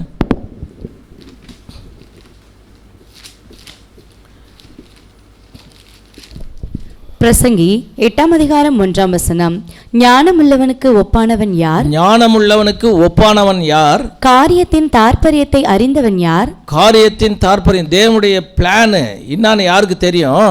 மனுஷனுடைய ஞானம் அவன் முகத்தை பிரகாசிக்க பண்ணும். மனுஷனுடைய ஞானம் அவனுடைய முகத்தை என்ன பண்ணுமா? தேவன்கிட்ட இருந்து வாங்குறாரு மனுஷன், அவருடைய முகத்தை பிரகாசிக்க பண்ணுமா. அவன் முகத்தின் மூர்க்கம் மாறும். பார்த்தீங்களா, நாம் பிறந்ததுலேருந்து நம்ம முகம் எப்படி தான் இருக்குதான்? மூர்க்கமாக இருக்குதான். சத்தியம் உள்ளே வந்துடுச்சுன்னு வச்சுங்க, ஞானம் என்ன ஆயிரும்? அந்த முகம் ஆட்டோமேட்டிக்காக மாறிடும். இப்போது அகத்தின் அழகு முகத்தில் தெரியும்னு எதுக்கு சொன்னாங்க? உள்ள சத்தியங்குதா இல்லையான்றது நம்ம என்ன பண்ணலாம்? முகத்தை வச்சு ஈஸியாக கண்டுபிடிச்சிடலாம். அதனால் நம்மளை வந்து நாம்ளே படம் போட்டு காமிக்கிறது எதுன்னு கேட்டால் சத்தியம்தான். அதனால் பாருங்கள், வந்து வாசிங்க 7ஆம் வசனத்தை வாசிங்க. 7ஆம் வசனம், இந்த மகத்துவமுள்ள வல்லமை எங்களால் உண்டாயிராமல் தேவனால் உண்டாயிருக்கிறது என்று விளங்கும்படி இந்த பொக்கிஷத்தை மண்பாண்டங்களில் பெற்றிருக்கிறோம். ஒரு மண்ணை பார்த்து கிறிஸ்துன்னு சொல்லிட்டோம்னாக்கா எப்படியாப்பட்ட குணலட்சண மாற்றம் இருக்கணும் நம்மக்கிட்ட. நாம் வந்து லீக்கி வெசில் ஆக்சுவலாக எவ்வளோ இப்போ பாடம் கேட்டு போய் அடுத்த வாரம் வந்து கேட்டால் இந்த பாடம் மறந்து போயிடும். திருப்பி நாம் சத்தியத்தை படிச்சுனே இருந்தால் தான் அதை ஃபில் பண்ண என்னன்னா போயினாக்கும் கீழே மேலே போட்டுனே இருக்கணும். அப்போ தான் நம்மளுக்கு வந்து நிற்கும். இல்லைன்னா என்ன ஆகாது? இந்த மண்பாண்டம் வந்து அது ஓட்டை இல்லைனா கூட என்ன ஆகுனாக்கா, புது பானையை இங்கே வச்சு தண்ணி ஊற்றுக்கும், மொத்தம் லீக் ஆகிருக்கும். மணல் போடுறாங்களே எதுக்கு? அந்த தண்ணி மறுபடியும் லீக் ஆகிற தண்ணி சக் பண்ணிக்கிறதுக்கு, இல்லையா? அந்த மாதிரி லீக்கி வெசல் நாம் என்ன பண்ணோன்னா, இந்த மண்பாண்டன்றதுனால ஃபுல்லாக என்ன பண்ணணும்னா சத்தியத்தை உள்வாங்கினே இருக்கணும். அதனால தான் பாருங்கள், வந்து வாசிங்க. இந்த போராட்டத்தில் உதவி இல்லாமல் வெற்றி பெற முடியாது. இந்த போராட்டத்தில் இப்போ ஒரு வார்க்கு போகிறோன்னு வச்சுங்க, இந்த தாவீது போன மாதிரி நம்ம போய் வந்து கோலியாத்தை அடிச்சிடலாம்னாக்கா முடியுமா? தாவீது அடிச்சிட்டாரு, ஆனால் கோலியாத் கீழே வந்த உடனே இஸ்ரேலினுடைய ரெஜிமெண்ட்டுக்கும் பெலிஸ்தீனுடைய ரெஜிமெண்ட்டுக்கும் சண்டை வந்துச்சு. அதில் தாவீதால் சண்டை போட முடிஞ்சா? இவர் சிங்கிளாக இருந்தார், கல் வச்சு அடித்தார், கப்புன்னு தேவனுடைய சித்தம் தேவனுடைய பலத்தினால ஜெயிச்சிட்டார். ஆனால் அவங்கெல்லாம் வரும்போது என்ன பண்ணார்? மறுபடியும் வந்து ஜோனத்தானெல்லாம் வந்து அவருடைய வாளை கொடுத்து இவருக்கு ட்ரெஸ்ஸை கொடுத்து நீ வந்து என்ன பண்ணு சண்டை கற்றுக்க வச்சு அதுக்கப்புறம் என்ன பண்ணார்? இவர் ஒரு பயங்கர ஒரு போர் தளபதி ஆகிற அளவுக்கு, ஒரு ராஜாவாகிற அளவுக்கு டெவலப் ஆனார். இடத்த உடனே ஆகிட்டாரான்னா கிடையாது. அப்போது எல்லாமே தேவனுடைய பலத்தினால் தான் நடக்குதே தவிர சுய பலத்தினால் எதுவுமே என்ன பண்ணுறதில்லை, நடக்குதில்லை. பாருங்கள், வந்து இந்த போராட்டத்தில் வெற்றி பெற உதவி இல்லாமல் என்ன பண்ண வெற்றி பெற முடியாது. ஆகையால் நாம் தேவனிடத்தில் மிகவும் நெருக்கமாக இருக்க வேண்டும். நாம் வந்து கூடக்கிறவங்க கிட்ட நெருக்கமாக இருந்தான்னு வச்சுங்க, நம்மளுக்கு ஆசீர்வாதம் கிடைக்குமா? தேவன் கூட நெருக்கமாக இருந்தால் ஆசீர்வாதம் கிடைக்குமா? இங்கே என்னன்னு சொல்லுகிறாரு? தேவன்கிட்ட நெருக்கமாக இருக்கணும். அதனால தான் என்ன பண்ணார்னா, நாசியில் சுவாசமுள்ள மனுஷனை நம்புவதை பார்க்கலும் தேவன் மீது பற்றுதலாக இருப்பதே நலம்னார். ஏன்னா அந்த நலத்தில் தான் ஜீவன் இருக்குது, இந்த நலத்தில் ஜீவன் இல்லை. வாசிங்க. தேவனுடைய சர்வாயுத வர்க்கத்தையும் நாம் சரியாக பொறித்து கொண்டு விழித்திருந்து ஜெபிக்க வேண்டும். பார்த்தீங்களா, தேவனுடைய சர்வாயுத வர்க்கம், எதிரி என்ன மாதிரி போட்டாலையும் நாம் பாதிக்கக்கூடாது. சர்வாயுத வர்க்கம் நம்மக்கிட்ட இல்லைன்னா பெரின் ஸ்டடியோ இல்லை வந்து நம்மளுக்கு வந்து பேனல் டிஸ்கஷனோ எக்லிஷியாவில் நடக்கிற எல்லா மீட்டிங்கும் நம்ம வந்து அட்டன் பண்ணலன்னா ஏதோ ஒரு பாதுகாப்புக்கு அவஸ்தை நம்ம என்ன பண்ணுறோம்? வானான்னு சொல்கிறோன்னு அர்த்தம். அப்படி வானான்னு சொல்லிட்டோம்னா நாம் வந்து சர்வாயுத வர்க்கத்தில் குறைவுபட்டவர்களாக இருப்போம். எதிரி ஈஸியாக என்ன பண்ணுவான்? அட்டாக் பண்ணுவான். அதனால் விழித்திருந்து ஜெபிக்க வேண்டும்ன்றாரு. இந்த வேலை நம்மிடத்தில் முடிவடைவதற்கு காலம் குறைவாக இருக்கிறது. பார்த்தீங்களா, முன்னெல்லாம் வந்து நாமளே என்ன சொல்லுவோம்னா இன்னும் வந்து 10 வருஷம் தான் இருக்குது, 5 வருஷம் தான் இருக்குதுன்னு சொன்னப்போம். அதெல்லாம் உண்மையிலே வந்து 5 வருஷமோ 10 வருஷமோ தெரில. ஆக மொத்தம் என்ன ஆயிடுச்சு? ஷார்ட் பீரியட் ஆயிடுச்சு. ஏன்னா இஸ்ரேலில் என்ன பண்ணுறாங்க பாருங்கள், வந்து சங்கீதம் 83 என்ன ஆயிடுச்சு? கண்ணு முன்னாடி ஸ்டார்ட் ஆகி நடந்துனுக்குது இல்லையா? அந்த அதிபர்களை வந்து அவங்க க்ளோஸ் பண்ணுவாங்கன்றது எல்லா லீடர்ஸையும் தூக்கிட்டாங்களா இல்லையா? இப்போ பாருங்கள், வந்து இதுக்கு மேலே எது தான் நடக்கணும்? எசேக்கியேல் 38 நடக்கணும். எசேக்கியேல் 38 நடக்கும்போது சபை இங்கே உயிரோடு இருக்குமா? இருக்காது. அப்போ அது ஸ்டார்ட் ஆகிடுச்சின்னா நாம் கன்ஃபார்ம் பண்ணிக்கலாம் திரள் கூட்டம் தான். சபைக்கெல்லாம் நம்ம என்ன பண்ண முடியாது, பார்க்க முடியாது. கீழே படுத்துன்னு பிறண்டு அழுதாலையும் நம்மளுக்கு அந்த வாய்ப்பு கிடைக்காது. ஷார்ட் பீரியடுன்றதுனால பாருங்கள், வந்து காலம் குறைவாக இருக்கிறது. நாம் தளராத ஊக்கமுடையவர்களாய் இருப்போம். ஏதோ நான் தெரியாதனமாக இவ்வளோ நாள் என்ன பண்ணிட்டேன், கொஞ்சம் கேர்லெஸ் வந்துட்டேன். இந்த நிமிஷத்தில் நான் என்ன பண்ணுறேன், ஆண்டவரே நான் வந்து உங்கள் கூட நெருக்கமாயிடுறேன். நான் தெரியாதனமாக என்ன பண்ணிட்டேன், என்னுடைய மாம்சத்துக்கு கொஞ்சம் இடம் கொடுத்துட்டேன். இனிமேல் நான் என்ன பண்ணுறேன், அந்த மாதிரி நான் கொடுக்க மாட்டேன் அப்படின்ற சர்வாயுத வர்க்கத்தை நம்ம வாங்கி போட்டுக்கணுமானா நம்மளை எந்த விதமான சாத்தானுடைய தாக்குதலும் பாதிக்காது. வாசிக்கலாம் கொலோசியர் 3:9-10. கொலோசியர் 3:9-10 ஒருவருக்கொருவர் பொய் சொல்லாதீர்கள், ஏனென்றால் முன்பு நீங்கள் செய்து வந்த பாவச் செயல்களோடு உங்கள் கடந்த கால பாவ வாழ்க்கையை விட்டிருக்கிறீர்கள். 10 நம்மளுக்கு என்னென்னா நிறைய குணலட்சணங்கள் இது. கோவப்படுறது இல்லையா, பொறாமப்படுறது, இன்னும் வந்து நிறைய குணலட்சணங்கள். அது மாதிரி மாம்சக்கிரியைகள். ஏன் பொய் சொல்லாதீர்கள்ன்றாரு? ஒருவருக்கு பொய் சொல்லாதீங்கன்னு ஏன் சொல்கிறாரு? ஏன்னா ஒரே பொய்னால்தான் இன்றைக்கி உலகம் மரணத்தில் இருக்குது. பொய்யை மட்டும் எடுத்துட்டோன்னு வச்சுங்க, ஜீவனுக்கு ஜம்ப் ஆகிடலாம். இப்போ பொய் வேணாம் தானே வந்துக்கிறோம். இங்கே வந்து பொய் சொன்னோம்னா ஜீவன் போயிடும். அதனால் பொய் சொல்லாதீங்கன்றாரு. வாசிங்க 10 நீங்கள் புதிய வாழ்க்கை வாழ இருக்கிறீர்கள். உங்கள் புதிய வாழ்க்கையில் நீங்களும் தொடர்ச்சியாக புதியவர் ஆகிறீர்கள். பார்த்தீங்களா, நாம் ஸ்பிரிட் பிகாட்டல் ஆன உடனே நாம் என்ன பண்ணுறோன்னா அடுத்தது என்ன பண்ணோம்? ஸ்பிரிட் பிகாட்டுகளுக்கு அடுத்தது என்ன ஸ்டேஜ்? பரிசுத்தமாக்கப்படுதல், அப்புறம் மகிமைப்படுதல். இப்போ அந்த பரிசுத்தமாக்கப்படுதல் மகிமைப்படுதல்ன்ற 2 ஸ்டேஜுக்கு போகாமே இருந்துருவோம். அதனால தான் புதிய வாழ்க்கை வாழ இருக்கிறீர்கள்னா நாம் வந்து எப்போ ஆவியில் ஜனிப்பிக்கப்பட்டோமோ அப்போ பரிசுத்தமாக்கப்படுற வாழ்க்கைக்கு என்ன பண்ண போகிறோம்? நாம் மாற போகிறோம். உங்கள் வாழ்க்கை தொடர்ச்சியாக நீங்கள் புதியவர்களாகிறீர்கள்னா பரிசுத்தமாக்கப்பட்ட பின்னாடி நீங்கள் மகிமைப்பட போகிறீங்க. அதனால் நீங்கள் என்ன பண்ணுங்கள், புதிய வாழ்க்கை உங்களுக்கு தேவனை பற்றிய உண்மையை அறிவை கொடுக்கும்.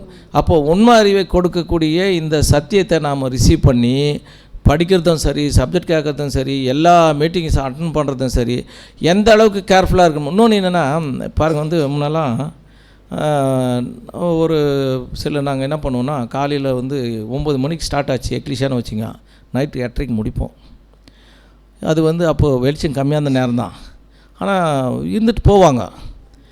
இப்போ என்ன சொல்கிறாங்க, நான் உங்களெல்லாம் கொடுமை பண்ணிட்டேன் அந்த காலத்தில், இப்போ வந்து இந்த மாதிரி வந்து அதை நான் ரியலைஸ் பண்ணுறேன்னு சொன்னால், நீங்கள் மட்டும் அந்த மாதிரிலாம் பண்ணலன்னா நாங்கள் இந்த மாதிரி வளர்ந்துக்க மாட்டோம். இப்போது வந்து இந்த சத்தியத்துக்கு நாங்கள் ஈடு கொடுக்குற அளவுக்கு எங்களுக்கு வந்து கேப்பபிலிட்டி வந்ததுக்கு காரணமே என்னென்னா அந்த பொறுமை தான். நீங்கள் வந்து ஞாயிற்றுக்கிழமை வந்து துணி துவைக்கணும், அதை பண்ணணும், இதை பண்ணணும் நாங்கள் போயிட்டோம்னா இன்றைக்கி நாங்கள் சத்தியத்திலே இல்லாமல் போயிட்டுருப்போம். பாருங்கள், வந்து இன்றைக்கி வந்து ஏன்னா அந்தந்த காலத்தில் என்னென்ன தேவையோ அதை தேவன் என்ன பண்ணுறாரு, கரெக்டாக கொடுத்துட்டு வர்றாரு. இன்றைக்கி இருக்கிற வெளிச்சம் அன்றைக்கி இருந்துச்சா? இல்லை. இப்போ நானே வந்து பார்த்திங்கன்னா இந்த வெளிச்சத்துக்கு ஈக்குவலாக நான் ஓடுறதே வந்து பெரிய கிருபை. ஏன்னு கேட்டால் நம்மளுக்கெல்லாம் வந்து அந்தளவுக்கு வந்து பார்த்திங்கன்னா நம்ம தேவனுடைய ஸ்பிரிட் இல்லாமல் எதையுமே நீ வந்து வாயே திறக்க முடியாது. ஒருத்தர் அமைதியாக்குறாங்கன்னா என்ன அர்த்தம்? ஸ்பிரிட் இல்லைன்னு அர்த்தம். பேசுகிறாங்கன்னா என்ன அர்த்தம்? தேவன் கிஃப்டாக அவருடைய ஸ்பிரிட்டை கொடுக்குறாருன்னு அர்த்தம். நாம் பேசாமல் வந்து பரலோகத்துக்கு போயிடலாமா? போகலாம். எப்படின்னா, நீதிமான காலத்தில் மௌனமாக இருப்பான், அது தீமையான காலங்குது. அந்த மௌனமாக இருக்கலாம். ஆனால் சத்தியத்தை பறைசாற்றக்கூடிய அந்த வாயை என்ன பண்ணோம்? திறக்கணுமே தவிர பொய்க்கு என்ன பண்ணால் வாயை முடிக்கணுன்றாரு. அதனால் வந்து பார்த்திங்கன்னா, தேவன் கொடுக்குற அறிவில் தான் நம்ம என்ன பண்ண முடியும்னா பரலோகத்துக்கு போக முடியும். வாசிக்கலாம். சரி. ரோமர் 8:14 மேலும் எவர்கள் தேவனுடைய ஆவியினாலே நடத்தப்படுகிறார்களோ அவர்கள் தேவனுடைய புத்திரராய் இருக்கிறார்கள். எவர்கள் தேவனுடைய ஆவியினால் நடத்தப்படுகிறார்களோ அவர்கள் தேவனுடைய புத்திரராய் இருக்கிறார்கள். பிலிப்பியர் 3:16 ஆகிலும் நாம் எதுவரையிலும் தேறி இருக்கிறோமோ அது முதல் ஒரே ஒழுங்காய் நடந்து கொண்டு ஒரே சிந்தையாய் இருப்போமாக. ஏக சிந்தைக்கும் ஏகப்பட்ட சிந்தைக்கும் என்ன வித்தியாசங்க? ஒரே சிந்தைன்றது என்னென்னா, சபையாக மாறணுன்ற டார்கெட், அவ்வளோதான். இதுதான் ஒரே சிந்தை. நான் வந்து திரள் கூட்டமாக போவேன்னா அது வேறு சிந்தை. செகண்டத்துக்கு போவேன்னா அது வேறு சிந்தை. இந்த உலகத்தில் பெரும்பாதையான வழியில் வந்துடுறேன், பேப்டிசமும் எடுக்க மாட்டேன், நான் வந்து சாக்ரிஃபைஸும் பண்ண மாட்டேன், அமைதியாக உட்காந்து கெத்தலை கல் போட்ட மாதிரி உட்காந்துக்கிறது. தேவனவே கன்ஃபியூஸ் பண்ணுறது. இவர் என்னத்துக்கு தான் வராரு தெரில, உட்கார்றாரு போகிறாரு. என்னடா இது, அட்லீஸ்ட் பேப்டிசம் எடுக்கலாம், இன்னும் ஓடலாம். இந்த பார்க்குற மற்றவங்கெல்லாம் எக்ஸாம்பிள் வேறு காட்டுறோம். என்ன தான் பண்ணுறாரு? பெரும்பாதையான வழி, நான் வந்துடுறேன். ஏன்னா இதிலெல்லாம் வந்து நம்மளால் என்ன பண்ண முடியாது, ஓட முடியாது. ஓடுறவங்கள வேணால் கொஞ்சம் டிஸ்டர்ப் பண்ணலாம், அவ்வளோதான் என்னால் முடியும். அதை மட்டும் நான் பண்ணுக்கிறேன். உட்காந்துதான் என்ன ஆகும் பாருங்கள். வந்து இவங்க வந்து பேப்டிசம் எடுக்கிறது தான் மெயின்னு பார்க்குறாங்க. எப்போ நீ வந்து சத்தியத்தை கேட்டு எக்லிஷா உள்ள என்ட்ரி ஆகிட்டியோ அப்போ நீ யாரை கன்சிடர் பண்ணுற? தேவனை. நீ வந்து ஆவியில் ஜனிப்பிக்கப்பட்டு தான் கன்சிடர் பண்ணுறாரு. ஒரு சிலர் பண்ண மாட்டாங்க, அது வேறு பிரச்சனை. ஆனால் தெரிஞ்சே நாம் வந்து ஆவியில் ஜனிப்பிக்கப்பட்டவங்களை டிஸ்டர்ப் பண்ணுறோன்னா அது வந்து பெரிய பாவத்துக்குள்ளாயிரும். அதனால தான் பாருங்கள், நாம் எதுவரையில் தேறி இருக்கிறோமோ அது வரையில் என்ன பண்ணணுமா, அது முதல் ஒரே ஒழுங்காய் நடந்து. தேவன் வந்து ஏன் ஒழுங்கு கொடுக்குறாரு? தேவன் சகலத்தையும் அதன் காலத்தில் நேர்த்தியாய் செய்திருக்கிறாராம். நாம் அவர் வழியில் நடக்கிறவங்க நேர்த்தியாக இருக்கிறதுக்காக தான் ஒழுங்கு கொடுக்குறாரு. அப்போ அந்த ஒழுங்கை என்ன பண்ணோன்னா, நாம் வந்து ஒரே ஒழுங்காய் நடந்து கொடுன்னா பாருங்கள், 1 கொரிந்தியர் 10 கூட பார்த்தீங்கன்னாக்கா 1:10 கிளியராக சொல்லுவார், நீங்கள் வந்து ஏக சிந்தையாக இருங்க, நீங்கள் ஒரே காரியத்தை பேசுங்க, நீங்கள் வந்து சீர்பொருந்தி இருங்க அப்படின்னலாம் சொல்லுவார். அப்போது அதுக்காக தான் தேவன் வந்து சத்தியத்தை கொடுக்குறது. எதுக்குன்னா, டிவைன் ஃபேமிலியாக நீங்கள் ப்ரூவ் பண்ணிட்டீங்கன்னா அங்கே நான் உன்னை கூப்பிட்டுக்கிறேன், இங்கே நீ ப்ரூவ் பண்ணலன்னா அங்கேயே நீ இல்லை. இதுதான் அவருடைய கண்டிஷன். பாருங்கள், அப்போ வந்து அப்படி இருக்கும்போது அதனால தான் அப்போஸ்தலர் பவுல் என்ன சொன்னார்னா, நாம் பாருங்கள் வந்து அவருடைய உயிர்த்தெழுதலின் வல்லமை அறிகிறதற்கு நான் எல்லாவற்றையும் நஷ்டம் என்று நான் விட்டேன், குப்பையுமாக எண்ணுகிறேன். அப்போது அப்படி நினச்சிட்டோம்னா நாம் என்ன பண்ணோன்னா, எது வரல தேறி இருக்கணுமோ அந்த அளவுக்கு என்ன பண்ணணும், நாம் இருக்கணும். சரி, கடைசியாக என்ன பண்ணலான்னா, இப்போது ஒரே சிந்தையாக இருக்கணும் இல்லையா? ஒரு கவிதையை பார்த்து நம்ம முடிச்சிடலாம். வாசிங்க. ஆவியில் ஜனிப்பிக்கப்பட்டவர்களின் ஆறுதல். உன் பாதை இடுக்கமாய் இருக்கையில் அன்பானவனே என்னை அழைத்திடு. பார்த்தீங்களா, ரொம்ப கிரிட்டிக்கலாக இருக்குதா பாதை, என்னை கூப்பிடுன்றாரு. உன்னை நம்பாத, மற்றவங்கள நம்பாத, யாரை நம்ப சொல்கிறாரு? அவரை நம்ப சொல்கிறாரு. எப்போதும் உன் கண்களை என்மேல் நிலை நிறுத்து, அன்பானவனே என்னை பின்பற்று. பார்த்தீங்களா, பழைய சிருஷ்டியினுடைய கண் இது என்ன பண்ணோம், எதை பார்க்க இஷ்டப்படும்? தேவனுடைய காரியத்தை பார்க்கறதுக்கு இஷ்டப்படாது. ஆனால் அவர் என்ன சொல்கிறேன்னா, உன் கண்களை என்மேல் நிலை நிறுத்து, அன்பானவனே என்னை பின்பற்று. நான் உன்னை விட்டு ஒருபோதும் விலகுவதும் இல்லை, உன்னை கைவிடுவதும் இல்லை, என்மேல் சாய்ந்திரு. பார்த்தீங்களா, நாம் தேவன்கிட்ட மட்டும் முழுசாக சரண்டர் பண்ணிட்டோம்னா உன்னை கைவிடுவதும் இல்லை, உன்னை விட்டு விலகுவதும் இல்லைன்ற வசனத்துக்கு நம்ம சொந்தக்காராக இருக்கலாம்.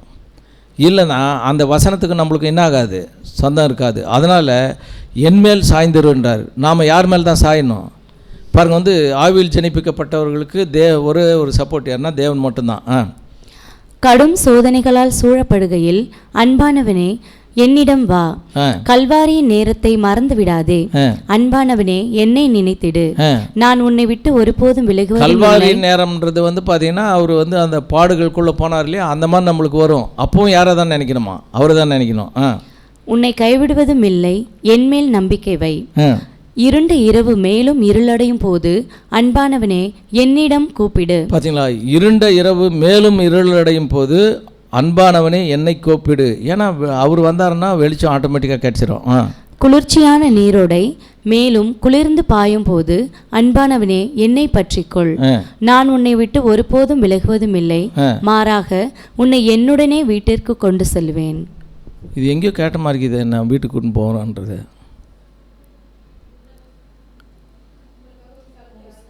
அதாவது ஸ்தலத்தை ஆயத்தம் பண்ணுவேன்னு சொன்னார் இல்லையா, இதை நிழலில் காமிச்சார். ரெபேக்காள் வந்த உடனே ஈசாக்கு என்ன பண்ணார், அவர் வீட்டுக்கு கொண்டு போயிட்டு எப்படி வந்து பராமரித்தாரோ அந்த மாதிரி நாம் நித்திய வீட்டுக்கு போயிட்டு நம்மளை என்ன பண்ண போகிறாரு இயேசு கிறிஸ்து, பராமரிக்கிறதுக்காக தான் இந்த அழைப்பு கொடுத்துக்கிறாரு. அப்போது நம்ம பொறுப்பை நாம் வந்து பர்ஃபெக்டாக பண்ணிட்டோன்னு வச்சுங்க, தேவன் அவர் கூட அவர் சொன்னதை என்ன பண்ணுவார், ரொம்ப அருமையாக நிறைவேற்றிடுவார். அப்படி நிறைவேற்றி அவருடைய வீட்டிற்கு சென்று அவருடைய ஆசீர்வாதத்தை பெற தேவன் தாமே கிருபை செய்வாராக. தேவன் தாமே இந்த வார்த்தைகளை ஆசீர்வதிப்பாராக. ஆமீன்.